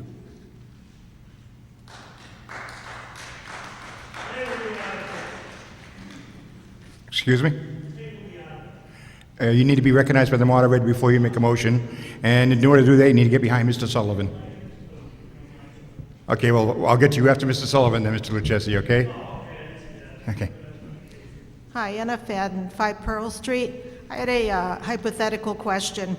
I wanted either the selectman or the building inspector or the administrator to comment on this. If a landowner in Ayer has a tiny house, which I'm calling a small house on wheels, 100 to 400 square feet, what is the current regulations that we are operating under, and what does this new bylaw do in terms of something like that? Actually, that question is not germane to the article under discussion. Well, You're asking for a zoning, what the zoning says Okay. for a curb cut for a certain size home. That is not germane to the nuisance bylaw. Okay, well, let me just say, would this be covered under the under this proposal? Could somebody comment on that? I still think the question's out of order. No. Well, I'm talking about, would it be covered under this that we're discussing right Actually, now? you're asking a hypothetical, which we really cannot answer.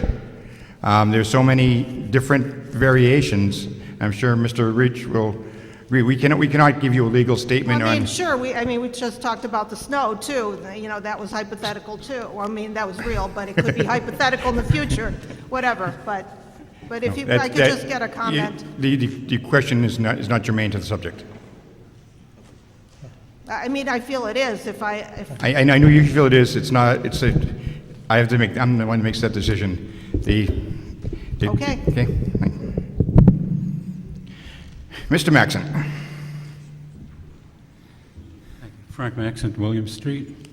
I would like to comment that the current nuisance bylaw is one page, and there's plenty of room around the text. And it covers specifically public safety, public health, and the environment. That's all it is. That's all it was intended to be. And here we have this bylaw, 4 pages of regulations and enforcement and all of that. And it begins with definitions of something with the word appearance. So suddenly we're dealing with something entirely different. This isn't really an amendment of the nuisance bylaw. This is a completely different concept for the town, in which now we are going to have people going around officially authorized to judge the appearance of our property and then make their conclusions about it and potentially fine us $300 a day because the appearance doesn't match some kind of standard which isn't written anywhere because it's a matter of personal taste. I think this bylaw is really wrong from the very beginning. And it reminds me of a bylaw not long ago, maybe 5 years ago, where we were told that, oh my, here's a wonderful bylaw that's going to protect the entire town. I was saying, and if you read the tapes, you see the tapes, you say I was saying, it's way overreaching. There's no way this bylaw can stand muster because it's trampling all over people's rights. And sure enough, that bylaw was shot down in the city of Lynn by all of us. But Cotton Page was telling us all along, oh yeah, that's a wonderful bylaw, it's going to protect us now. And now we have this... Mr. Maxon, you're getting off track. Well, okay. You're talking about a bylaw that's no longer in effect. That's please right. Please keep this one. So here we're going right down that same primrose path. We are proposing a bylaw here that tramples all over people's rights. There is no way a bylaw written this broadly can be correct in terms of constitutional standards, and certainly not correct for the town of our town of Ayer, where we are basically neighbors who have respect for each other, and instead of having some kind of totalitarianist regime imposing some kind of acceptable standards that, that somebody has decided are the good ones for the town. Now, you might say that Cotman and Page, I'm going off on, but I'm going to make that right again. Cotman and Page let us down on Primrose Path this time. Did they know that that bylaw was going to be constitutional? Of course they knew. Do they know that this bylaw, okay, hold a minute. Do they know? Mr. Maxon. I'm going back to this bylaw right now. Do they know that this bylaw is also far overreaching? Mr. Maxon. Of course they know. Mr. Maxon. Yes. You are so far off the mark on what you're talking about here.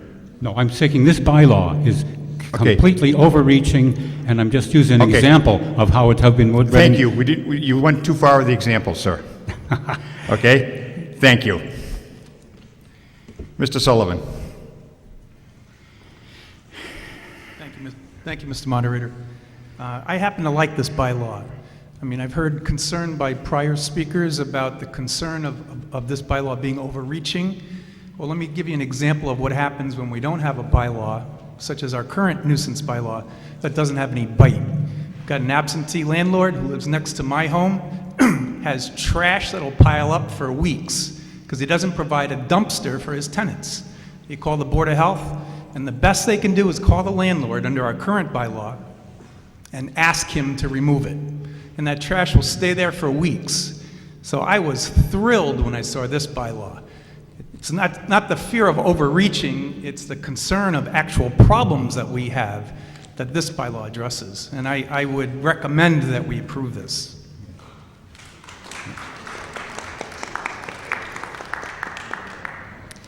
Hi, I'm Mary Curtis from Haymeadow Lane, and I too was thrilled when I read this because of the lack of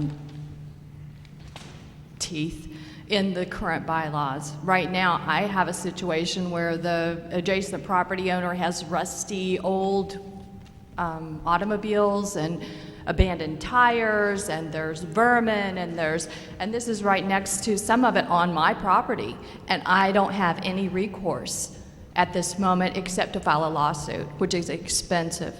So I understand that there may be concerns, but if you read this, they've defined the different things. It doesn't talk about the car that you have, your antique car in your driveway. It talks about things that are abandoned and not reparable or not being taken care of. So it very clearly defines that, and it also gives the town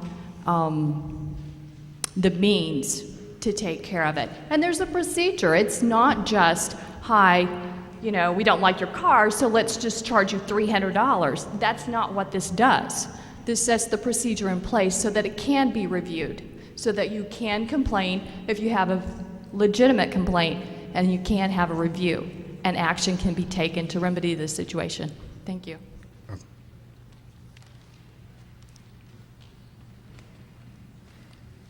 Mr. Moderator, Ernie Gretton, 142 Sandy Pond Road. I believe this bylaws we had need to be strengthened, but I think this goes too far. It's more rules and regulations put on the homeowner. One example I can cite is, if I had a dead tree in my front yard, somebody went by, I didn't like it, they could report it to whatever downtown or wherever the procedure is, and then the homeowner has to go through the proper procedure, court-wise, whatever happens. To get rid of a tree is between $500, $600 probably. So that's just one example of what could happen if somebody wanted to do that. We have many rules and regulations already in town. We have them here. I noticed we have them here also for the sidewalk for winter. Well, we can have all the rules and regulations we want. If they're not enforced, it doesn't mean nothing. We have rules and regulations about sidewalks. I'll give an example. In the summertime, I see landscaping trucks parked on sidewalks. I see postal trucks parked on sidewalks. Motorbikes going down sidewalks. As many as five to six vehicles, which I've seen quite a few times on Harvard Road, but many other roads too, parked Now, we have two people in Ayer that I know that go out in wheelchairs and they use the sidewalks. I seen on Central Ave before, due to landscape and equipment parked on the sidewalk, that this person in the wheelchair had to get off the sidewalk, go about. I've seen strollers, people walking down, they have to get off the sidewalk and go about. My point is, if we have these rules and regulations, they're not enforced, there's not gonna be nothing. And I think this just went a little bit too far, so I will not vote on it myself for that reason. Thank you. Moderator? Mr. Hillman? I agree with Mr. Girton in terms of it has to be enforced. You are correct.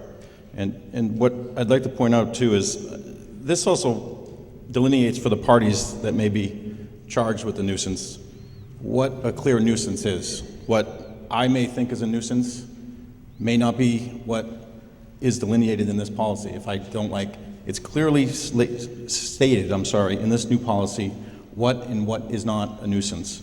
It also gives the homeowner, which they do not have now, a procedure which they can appeal to the board formally. And it also contains for the town monthly reports of how the enforcement is being done. We have a lot of calls on enforcement now. I'd say probably 10 or 15 a month that aren't enforced because they don't fall or it's up to the purview of the building inspector or the police department. Now this will all be clearly defined for everybody in the town, so we know what's going on.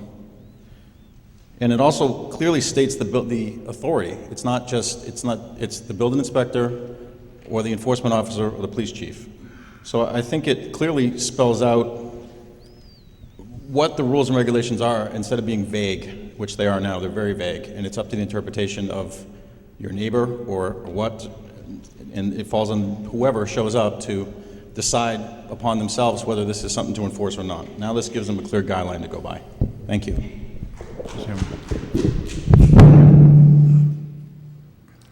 Mr. Lucchesi? Jim Lucchesi, Easy Street. My apologies, Mr. Moderator, for speaking out of turn earlier. Quite all right. I stutter a little bit too, I'm sorry. You know, I understand what we're trying to do here. I went many years on the planning board trying to get certain things put through, and it's like people felt we sprung it on them at the last moment. My feeling right now is this is a very intense article, and I just feel that, you know, they should have had a few more hearings. They should have put a few more mailings probably to explain this a little bit better. And I just make the motion that we table the article till spring. Is there a sec? Motion been moved and seconded to table the article. There is no discussion on the motion to table. All those in favor, please say aye. Aye. All those opposed, please say no. No. I'm going to request my two counters to come back up here again. You're still sworn in.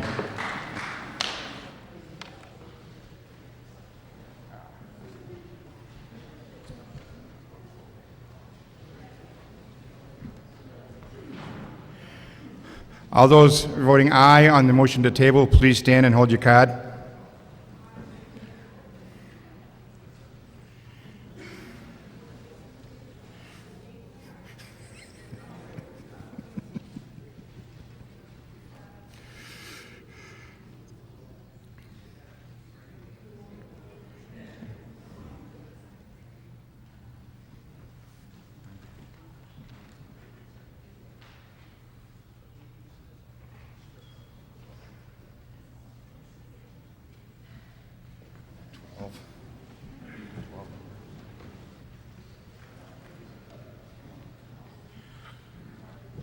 All those opposed, please stand and hold your card.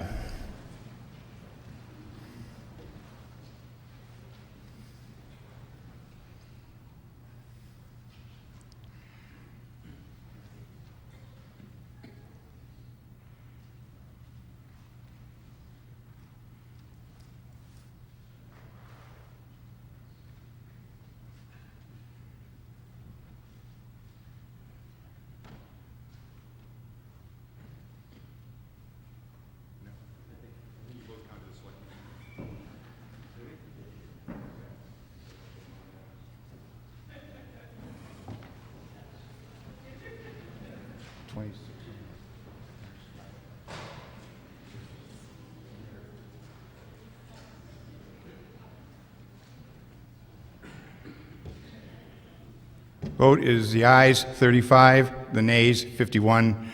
The discussion goes on. Mr. Cadigan. Thank you, Mr. Moderator. John Cadigan, 203 Autumn Ridge Drive. A point of order with respect. The acoustics in this hall are challenging, let's put it that way. The combination between the acoustics and the speaker system cause a lot of problems hearing the lower registered voices. I would, with respect, ask you to consider holding future meetings in perhaps a more suitable place like the school auditorium. The essence of democracy is hearing the discussion, which is very valuable. And I appreciate. Mr. Cadigan, you're absolutely right, but right now the discussion is on the article in front of us. I'm sorry? Right now the discussion is on the article in front of us, not. I'll take that under account, though. Okay. Thank you. Yes. Ms. Livingston. That this, though it may feel like it was sprung on you, actually hasn't been. The Board of Selectmen, as you know, have open meetings. The Board of Selectmen, as you know, always publish the whole packet that we will have on that open meeting on the Friday prior to the open meeting. Open meetings are on the first and third Tuesday of every month. The packet is posted online to the town website on the Friday before. The reason why I mention this is because you would actually find where we started having the discussion in an open meeting around April. In May, we discussed it. In August was a first draft. In September was the other draft. And you would have seen not only the original draft, but all the changes as they were going on. You would have also seen in that packet an email from the chairman of the Board of Health, Chief Murray, Chief Pedrazi. Those are in the packets expressing their thoughts and concerns on this nuisance bylaw. So that those all then went into the comments as far as to revamping. Prior to coming back, as was stated, it was brought before the board. We had some questions. Other people had some questions. It went back to the drawing board, came back until it was finally approved to be on the warrant. So it may have felt like it got sprung on you when you got this in the mail, but it actually has been on the town website this whole time for all of you to view. So again, our packets are posted to the website on the Friday prior to the meeting. You're welcome to review them at any time. Thank you. Ms. Schultz. Ruth Maxon Schultz, Taft Street. I don't know the size of Framingham compared to the city that I lived in Texas, but my neighbor had a boat, kept it in their backyard, and our city changed the bylaw, and it included words like this where you could not park a truck or a car or whatever on the grass. And so my neighbor used to bring the boat into the backyard and then take it in and out all summer and leave it there all winter. And they were told they couldn't do that anymore. They told they had to put a cement pad down for the boat if they wanted to. And they couldn't even drive on the grass to get to the backyard. They had to do something different to get the boat over there. And so my neighbors ended up selling the boat because of a bylaw very similar to this. And then another neighbor had a teenage daughter, newly driving, and she ended up a couple times bringing her car in at night. The right rear wheel was on the grass instead of on the pavement, and she got cited. Because the city ended up hiring people to go around and look for violations of their bylaws that they had, and they kept adding things. And it was really, and growing up in New England, where we're sort of live free or die, even though that's New Hampshire instead of us, I like to turn my backyard into a garden in the summertime, and I got cited for tall weeds and grass because the inspector didn't know the difference between corn and grass. And it was really miserable, absolutely miserable, trying to argue with these people that that was an asparagus plot and it wasn't grass, weeds taller than 8 inches tall, according to the bylaw. And once we start putting in all these rules and regulations, it makes life very difficult.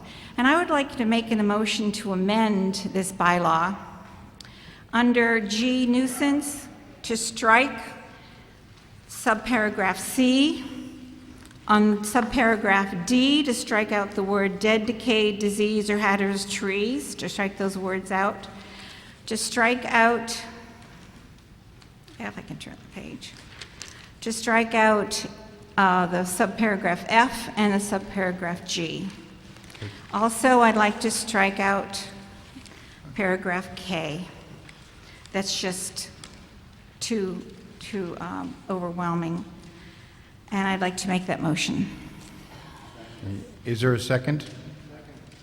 And can I have that in writing, please? You expect me to remember everything you just said? Do I remember what I said? Yes. No, I didn't ask you if you can remember it. You asked me to remember it. I have to say it. So can I please have it in writing? You want me to write it down? Okay. Where should I write it down? Does anybody have? Okay, we'll go over it one more time.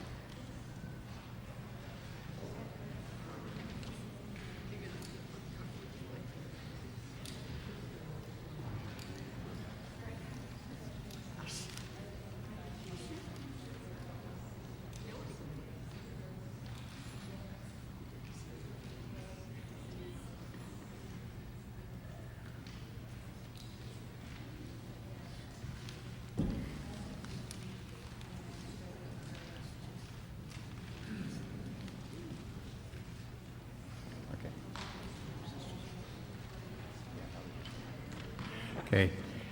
Mrs. Maxon's moved to strike out, amend the article by striking out under section G, subparagraph C, the words dead, decayed, disease, and hazardous trees.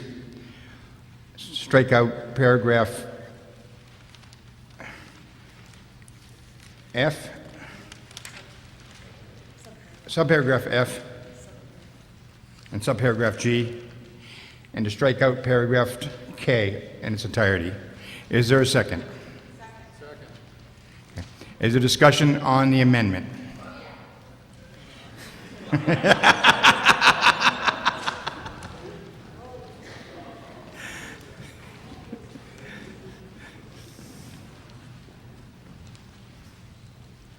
Oh, people, let's use the good sense that God gave us. If you want to have a garden, that's not what this is talking about, because that's not covered in the definition. We're talking about poison ivy and weeds and abandoned tires and vehicles that are sitting there rusting and that the squirrels have moved into and they've died.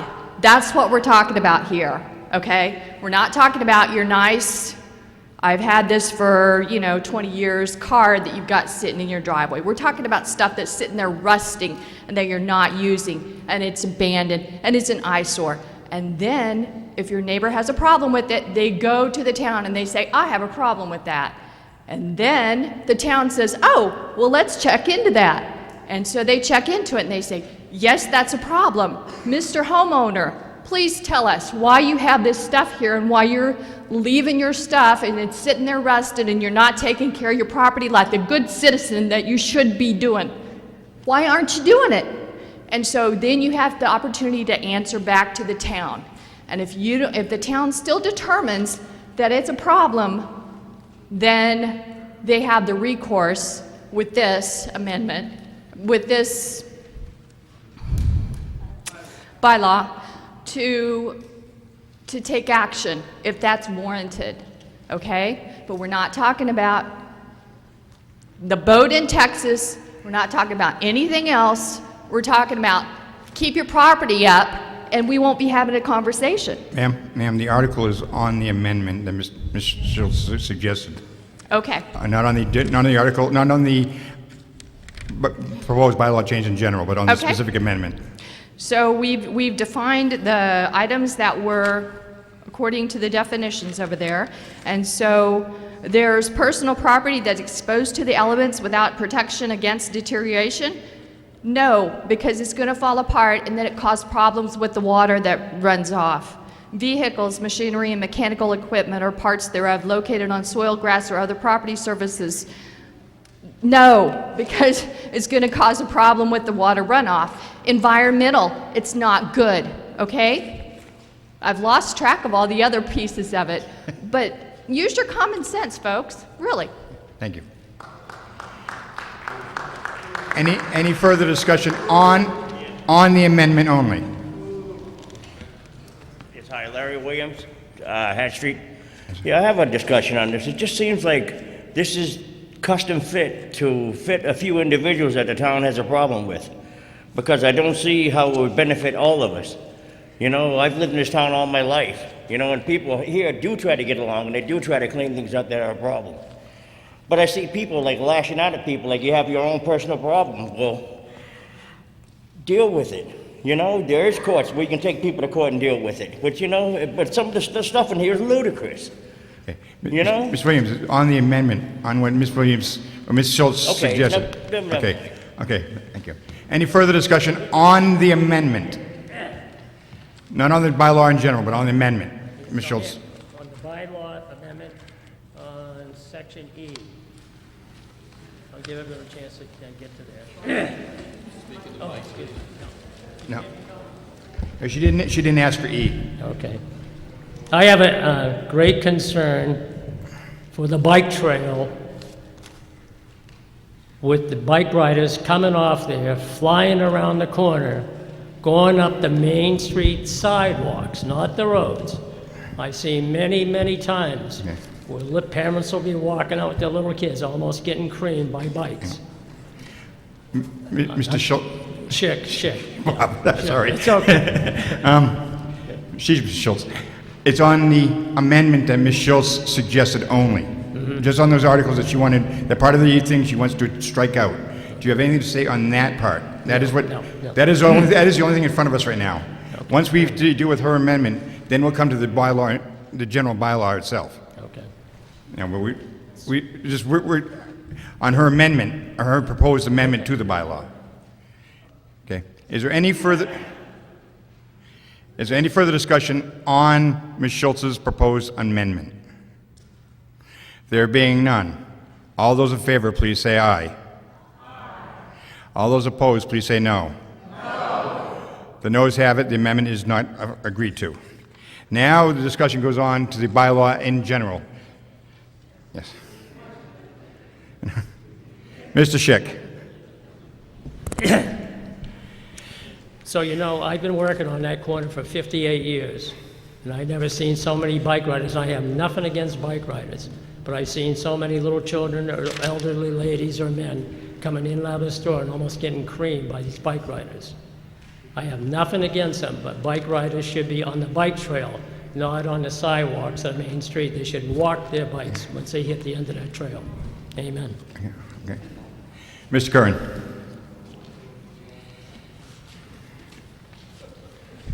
I'd like to voice support for the bylaw, and there are three main reasons. The first is I think the town must be in a position to maintain some minimum standard of the structures and the property within the town.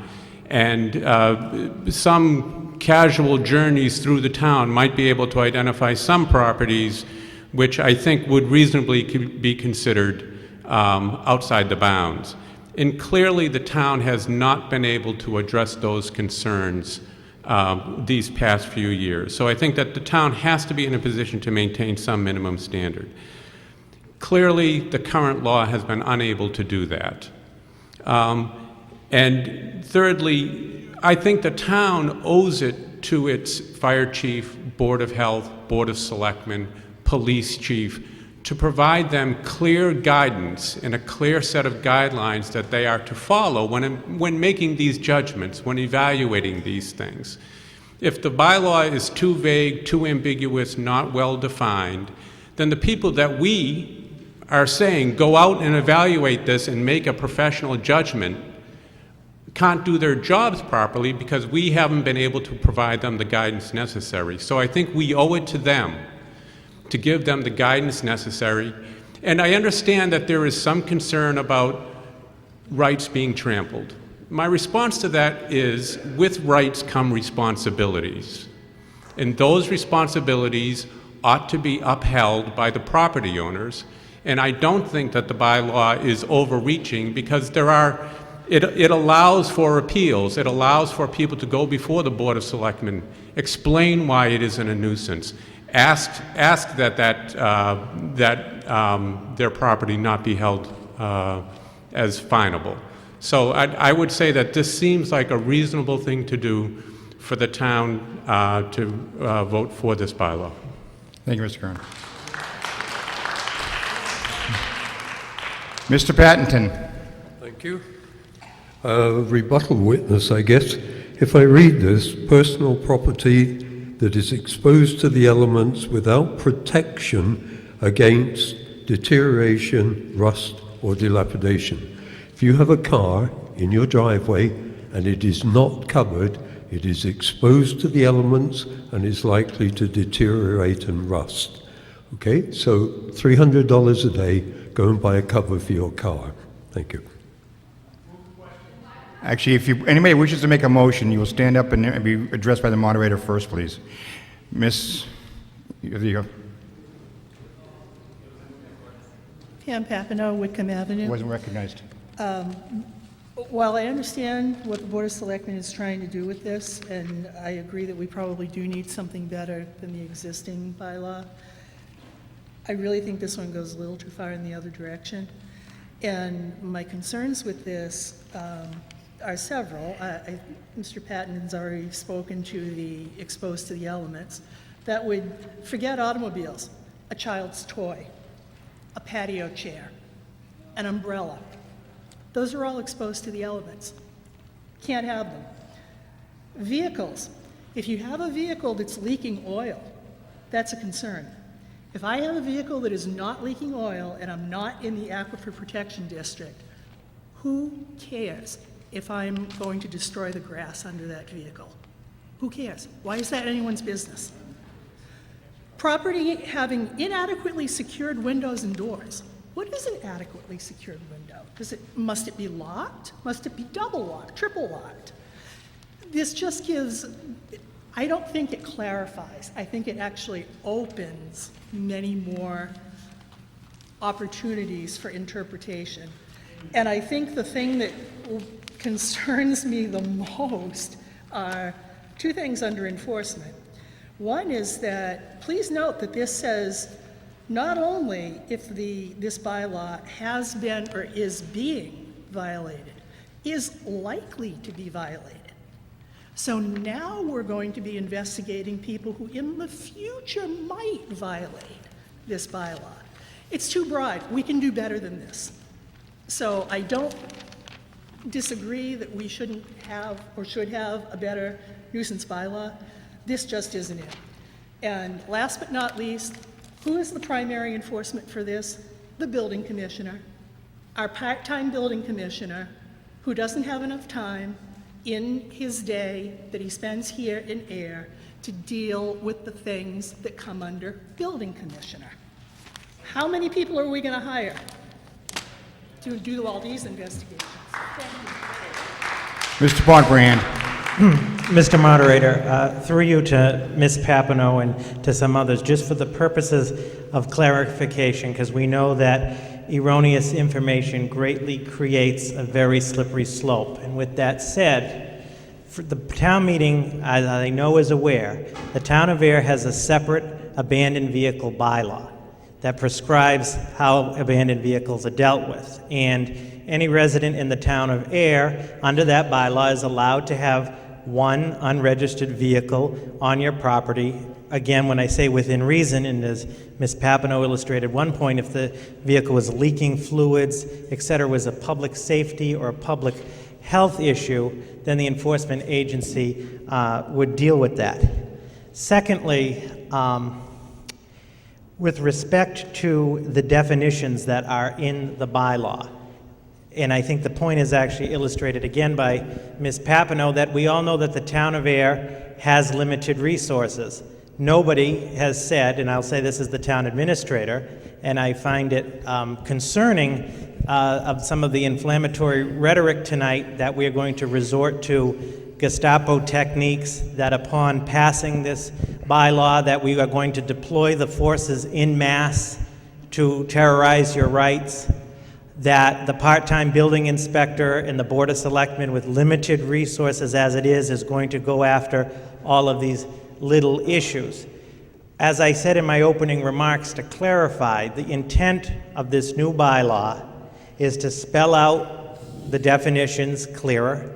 It clearly delineates the enforcement authority to the building commissioner or his designee, and his designee is the assistant zoning enforcement officer, the police chief or his designee, which is the police department.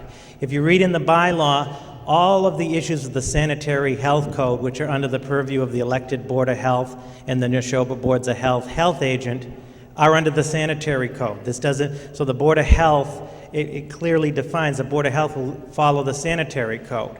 The housing code, which is also a state code, will be followed as well. And my concluding remark, Mr. Moderator, in sort of clarifying this, the vetting process that Selectman Livingston mentioned goes even before April, but was all done in a public process, and Chief Pedrazi weighed in, Chief Murray weighed in, the building commissioner, Mr. Valenti, weighed in, the Board of Health weighed in, though I've heard some new ones tonight from one of the members, but weighed in twice, as did the Board of Selectmen and other enforcement entities. This bylaw, finally, I mentioned, uses a framework, and the emphasis is a framework from the town of Framingham, largely because, as you know, upon passage, it still has to go to the Attorney General for a legal review and to be approved by the Attorney General.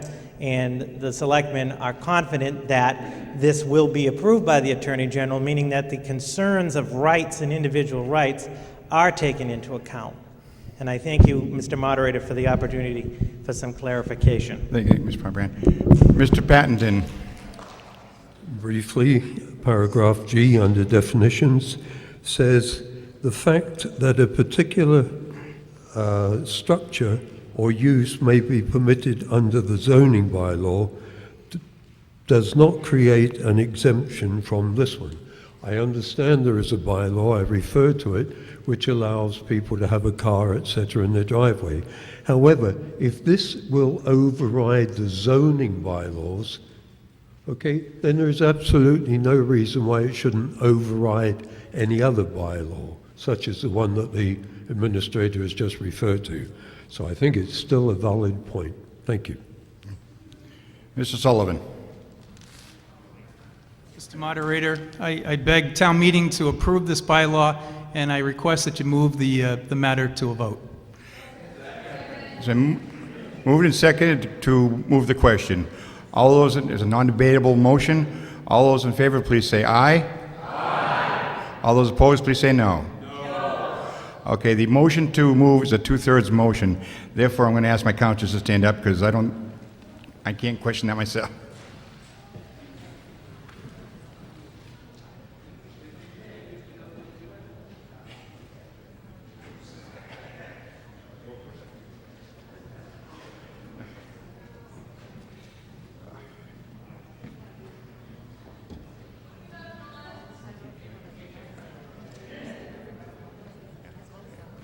Anybody sitting against the wall there, that's a non-voting section. So if you, okay, we're voting on moving the question. Whether or not we're going to stop debate and vote on the article as written in the warrant. Okay, all those in favor, please say aye. Stand up and hold your card up.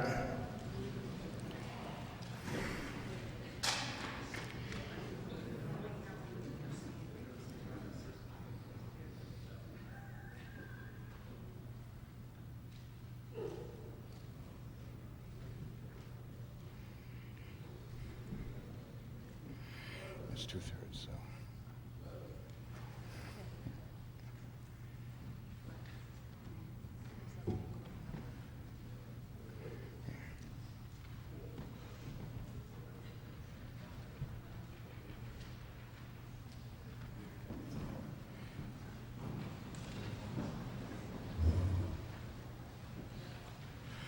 All those opposed to the motion to move the question, please stand up and hold the card up.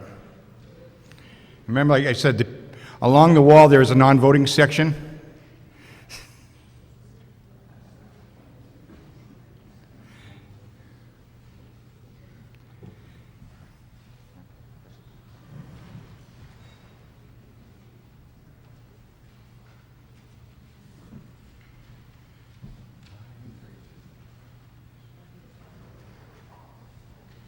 Vote is 70-8. The question now is on the bylaw as written in the warrant. All those in favor of amending the Town of Ayer bylaw or approving Article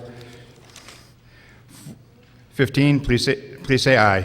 Aye. Opposed? No.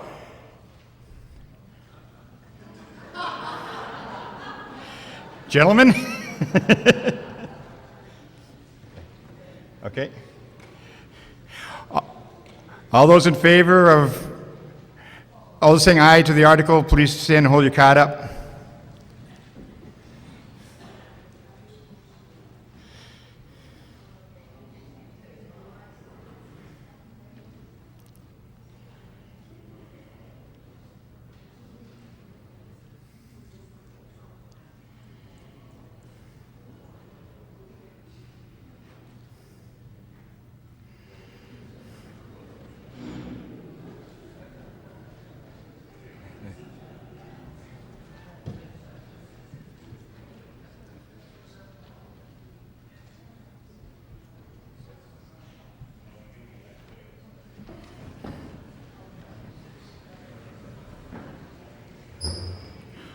All those opposed to the article, please stand and hold your card up.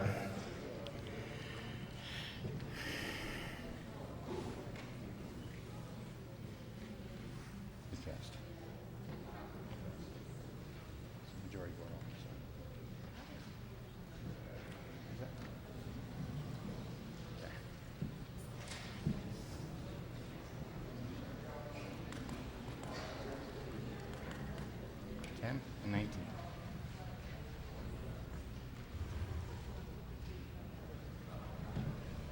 Vote is 53 in favor, 29 against. The article is passed.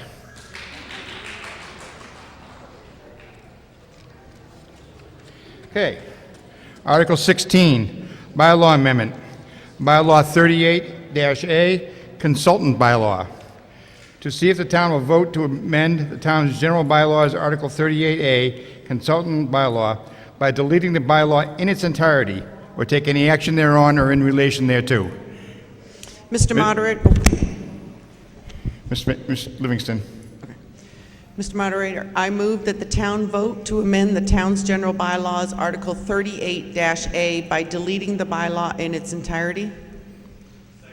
It's been moved and seconded. Any discussion? Mr. Moderator, Ms. Livingston. this consultant bylaw is dated like 1987.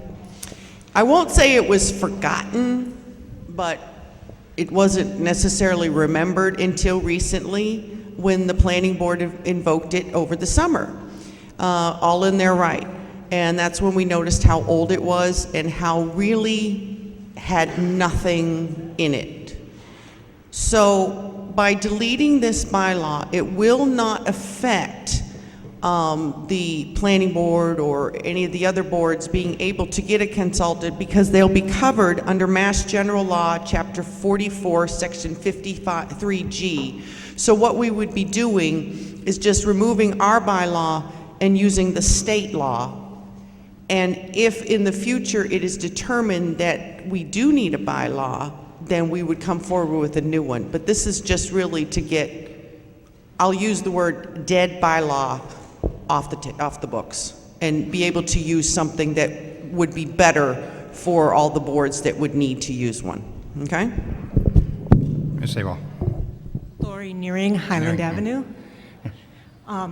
So I strongly oppose the passage of this bylaw, and it is not at all an outdated bylaw. I myself have used it when we were working on the Guilford process, and I would not have known this bylaw existed if it were not in our written town bylaw records, because I don't read the state regulations, and I shouldn't expect to. So this bylaw helps the town to be defended against very large projects that are over a certain cost limit, and allows us to have our own perspective protected by having the proponent who's proposing to do something very large in our town pay for a consultant to help us understand the effects of this on our town. So I vote opposed to this.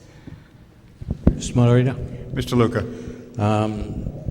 Can I have Mark Rich explain that this bylaw is inconsistent with the state law? Mr. Rich.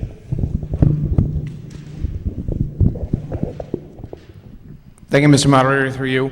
What we're discussing is consultant fee bylaws, and in general, the provision that allows a town to hire a consultant and to charge fees for that is found in Mass General Laws, Chapter 44, Section 53G. This bylaw doesn't add. In fact, it's more, in many ways, more restrictive than the state statute. The state statute allows towns to impose certain rules with respect to the application of the bylaw, or the application of the consultant fee. But the statute is what governs, and so there's no reason to have the bylaw, and in fact this bylaw is narrower than the state statute, which would certainly allow the town to hire consultants for projects of many types and to undertake the necessary review. So that the bylaw is not only redundant, it's actually more restrictive than state statute.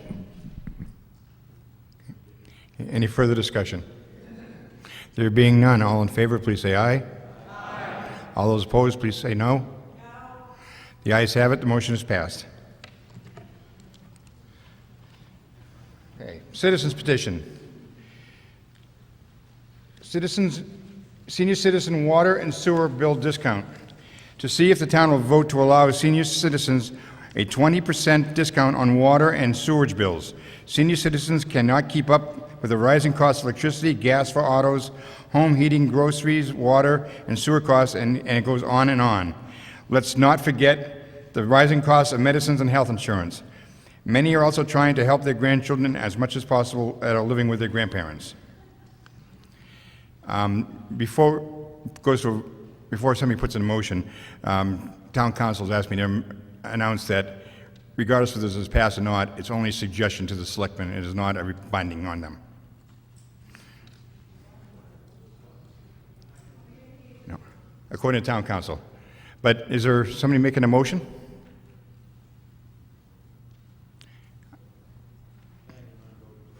The guy in the non-voting section?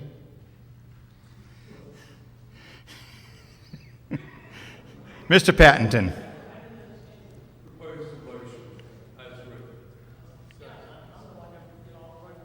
Is there a second? Yeah. Okay. Yeah. Mr. Schick. Yes. Well, it says just exactly what it says. interviewed many people with just maybe one spouse living in their homes. And they're having just a hard time just to go get groceries and stuff like that. If we can sit here year after year and vote $20,000, $30,000, $50,000 for trucks and something, take your hats off to the senior citizens that are taking care of their children and their grandchildren. That's all I've got to say. Okay? Mr. Hillman. No. I agree with you in some degree, Bob, but I think this is a question that needs to be looked at overall, how it impacts the entire town and the residents. I am actually in favor of some sort of discount for seniors. I think 20% is a little high, but I think this needs to be reviewed by the Water and Sewer Commission, the board. So I think, as town council has mentioned, it's basically a petition for us to take it under advisement. But in my opinion, that there should be something, but we need to do it so it's fair to all the residents. Because if we reduce, and we have to clarify what is a senior, who gets a discount, how it affects everybody else. So I think it's something that needs to be looked at thoroughly. So I just wanted to add that. Thank you. Would I be invited to all these meetings or whatever? Would I be invited to your conferences or whatever you're going to do? Yes, Does it it would be a public hearing when we set the water and sewer rates. Just like the tax classification or anything like that, once it got that far, it would be a public for everybody to attend and voice their opinions. Another thing I've always never been able to understand too is when people go out there and just to water their lawns. How often does the board get together to raise the rates? Was it every 3 years? Water rates? Water and sewer. Mr. Pontbriand. Mr. Moderator, through you to Mr. Schick. The procedure for water and sewer rates are set annually by the Board of Selectmen. They conduct a public hearing. They're the Water and Sewer Commissioners. And they have a rate review committee that reviews the rates. They meet quarterly that makes a recommendation to the Board of Selectmen. And that's usually about in March. It's a public hearing that's in March. I still don't understand one thing. When people go out to water their lawns, that is not water that's going into the sewage. It's going into the ground. So they shouldn't be paying a sewerage rate on that. But that's something we can talk about too. Thank you. Thank you. Yeah. Any further discussion? Superintendent Wetzel. We have Mark Wetzel will address that, please. Mr. Wenzel.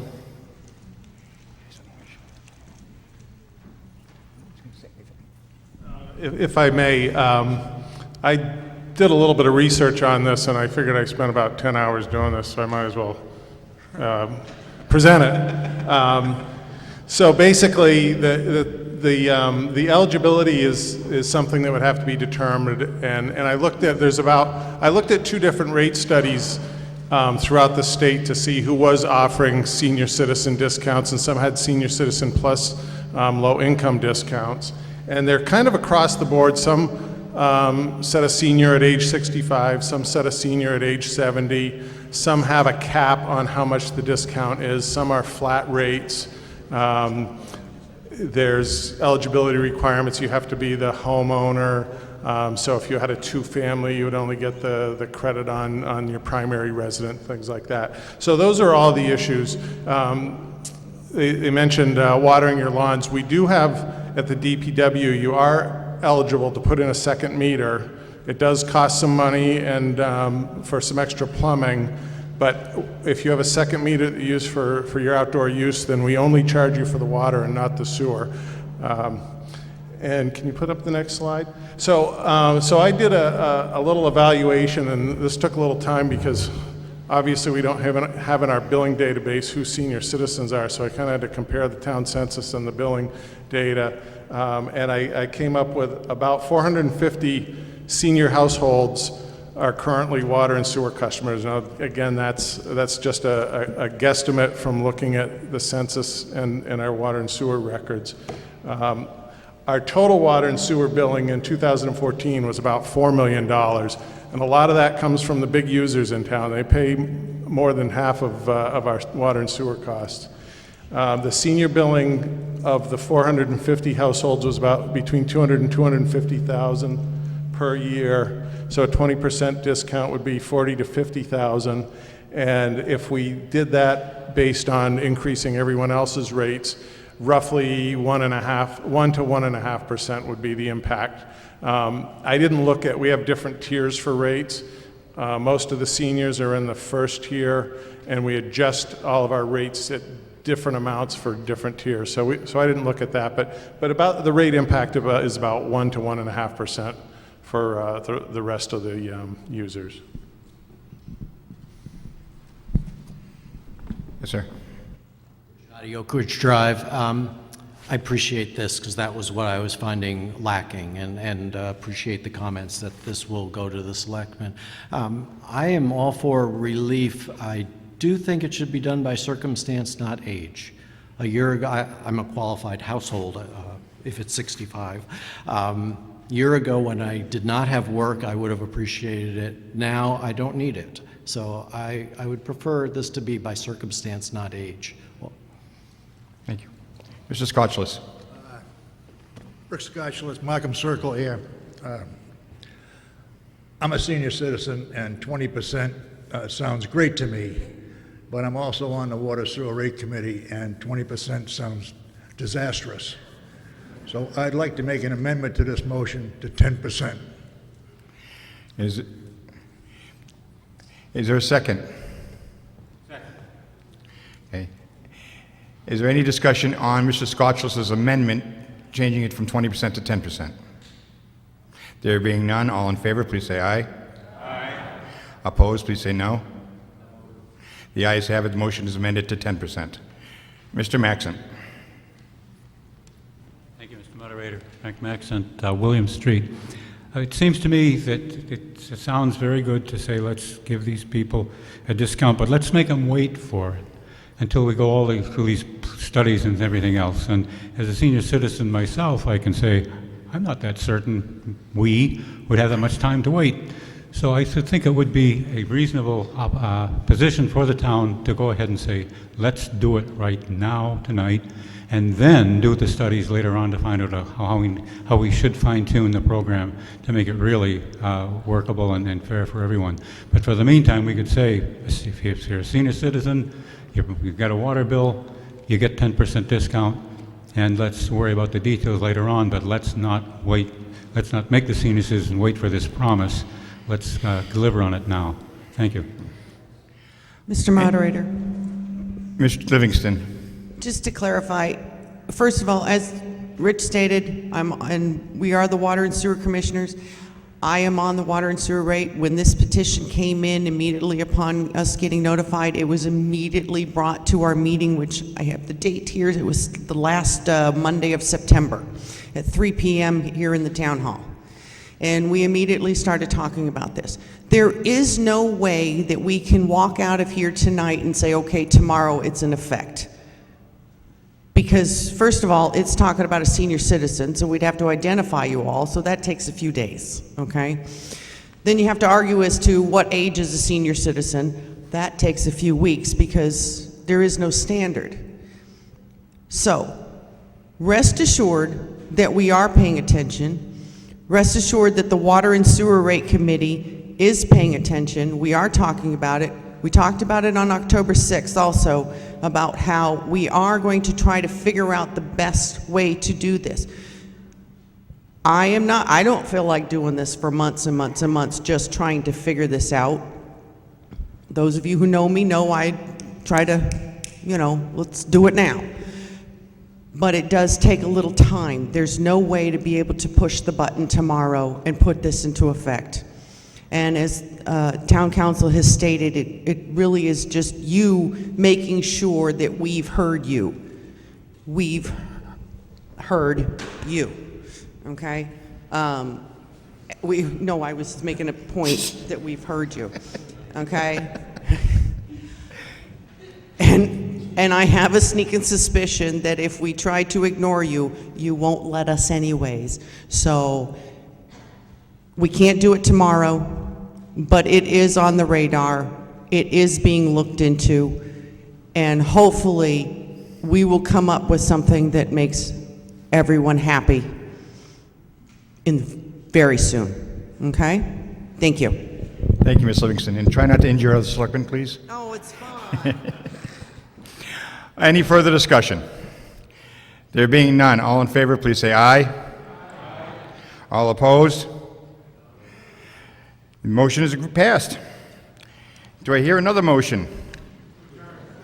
Do I hear a second? All in favor? Opposed? We are adjourned.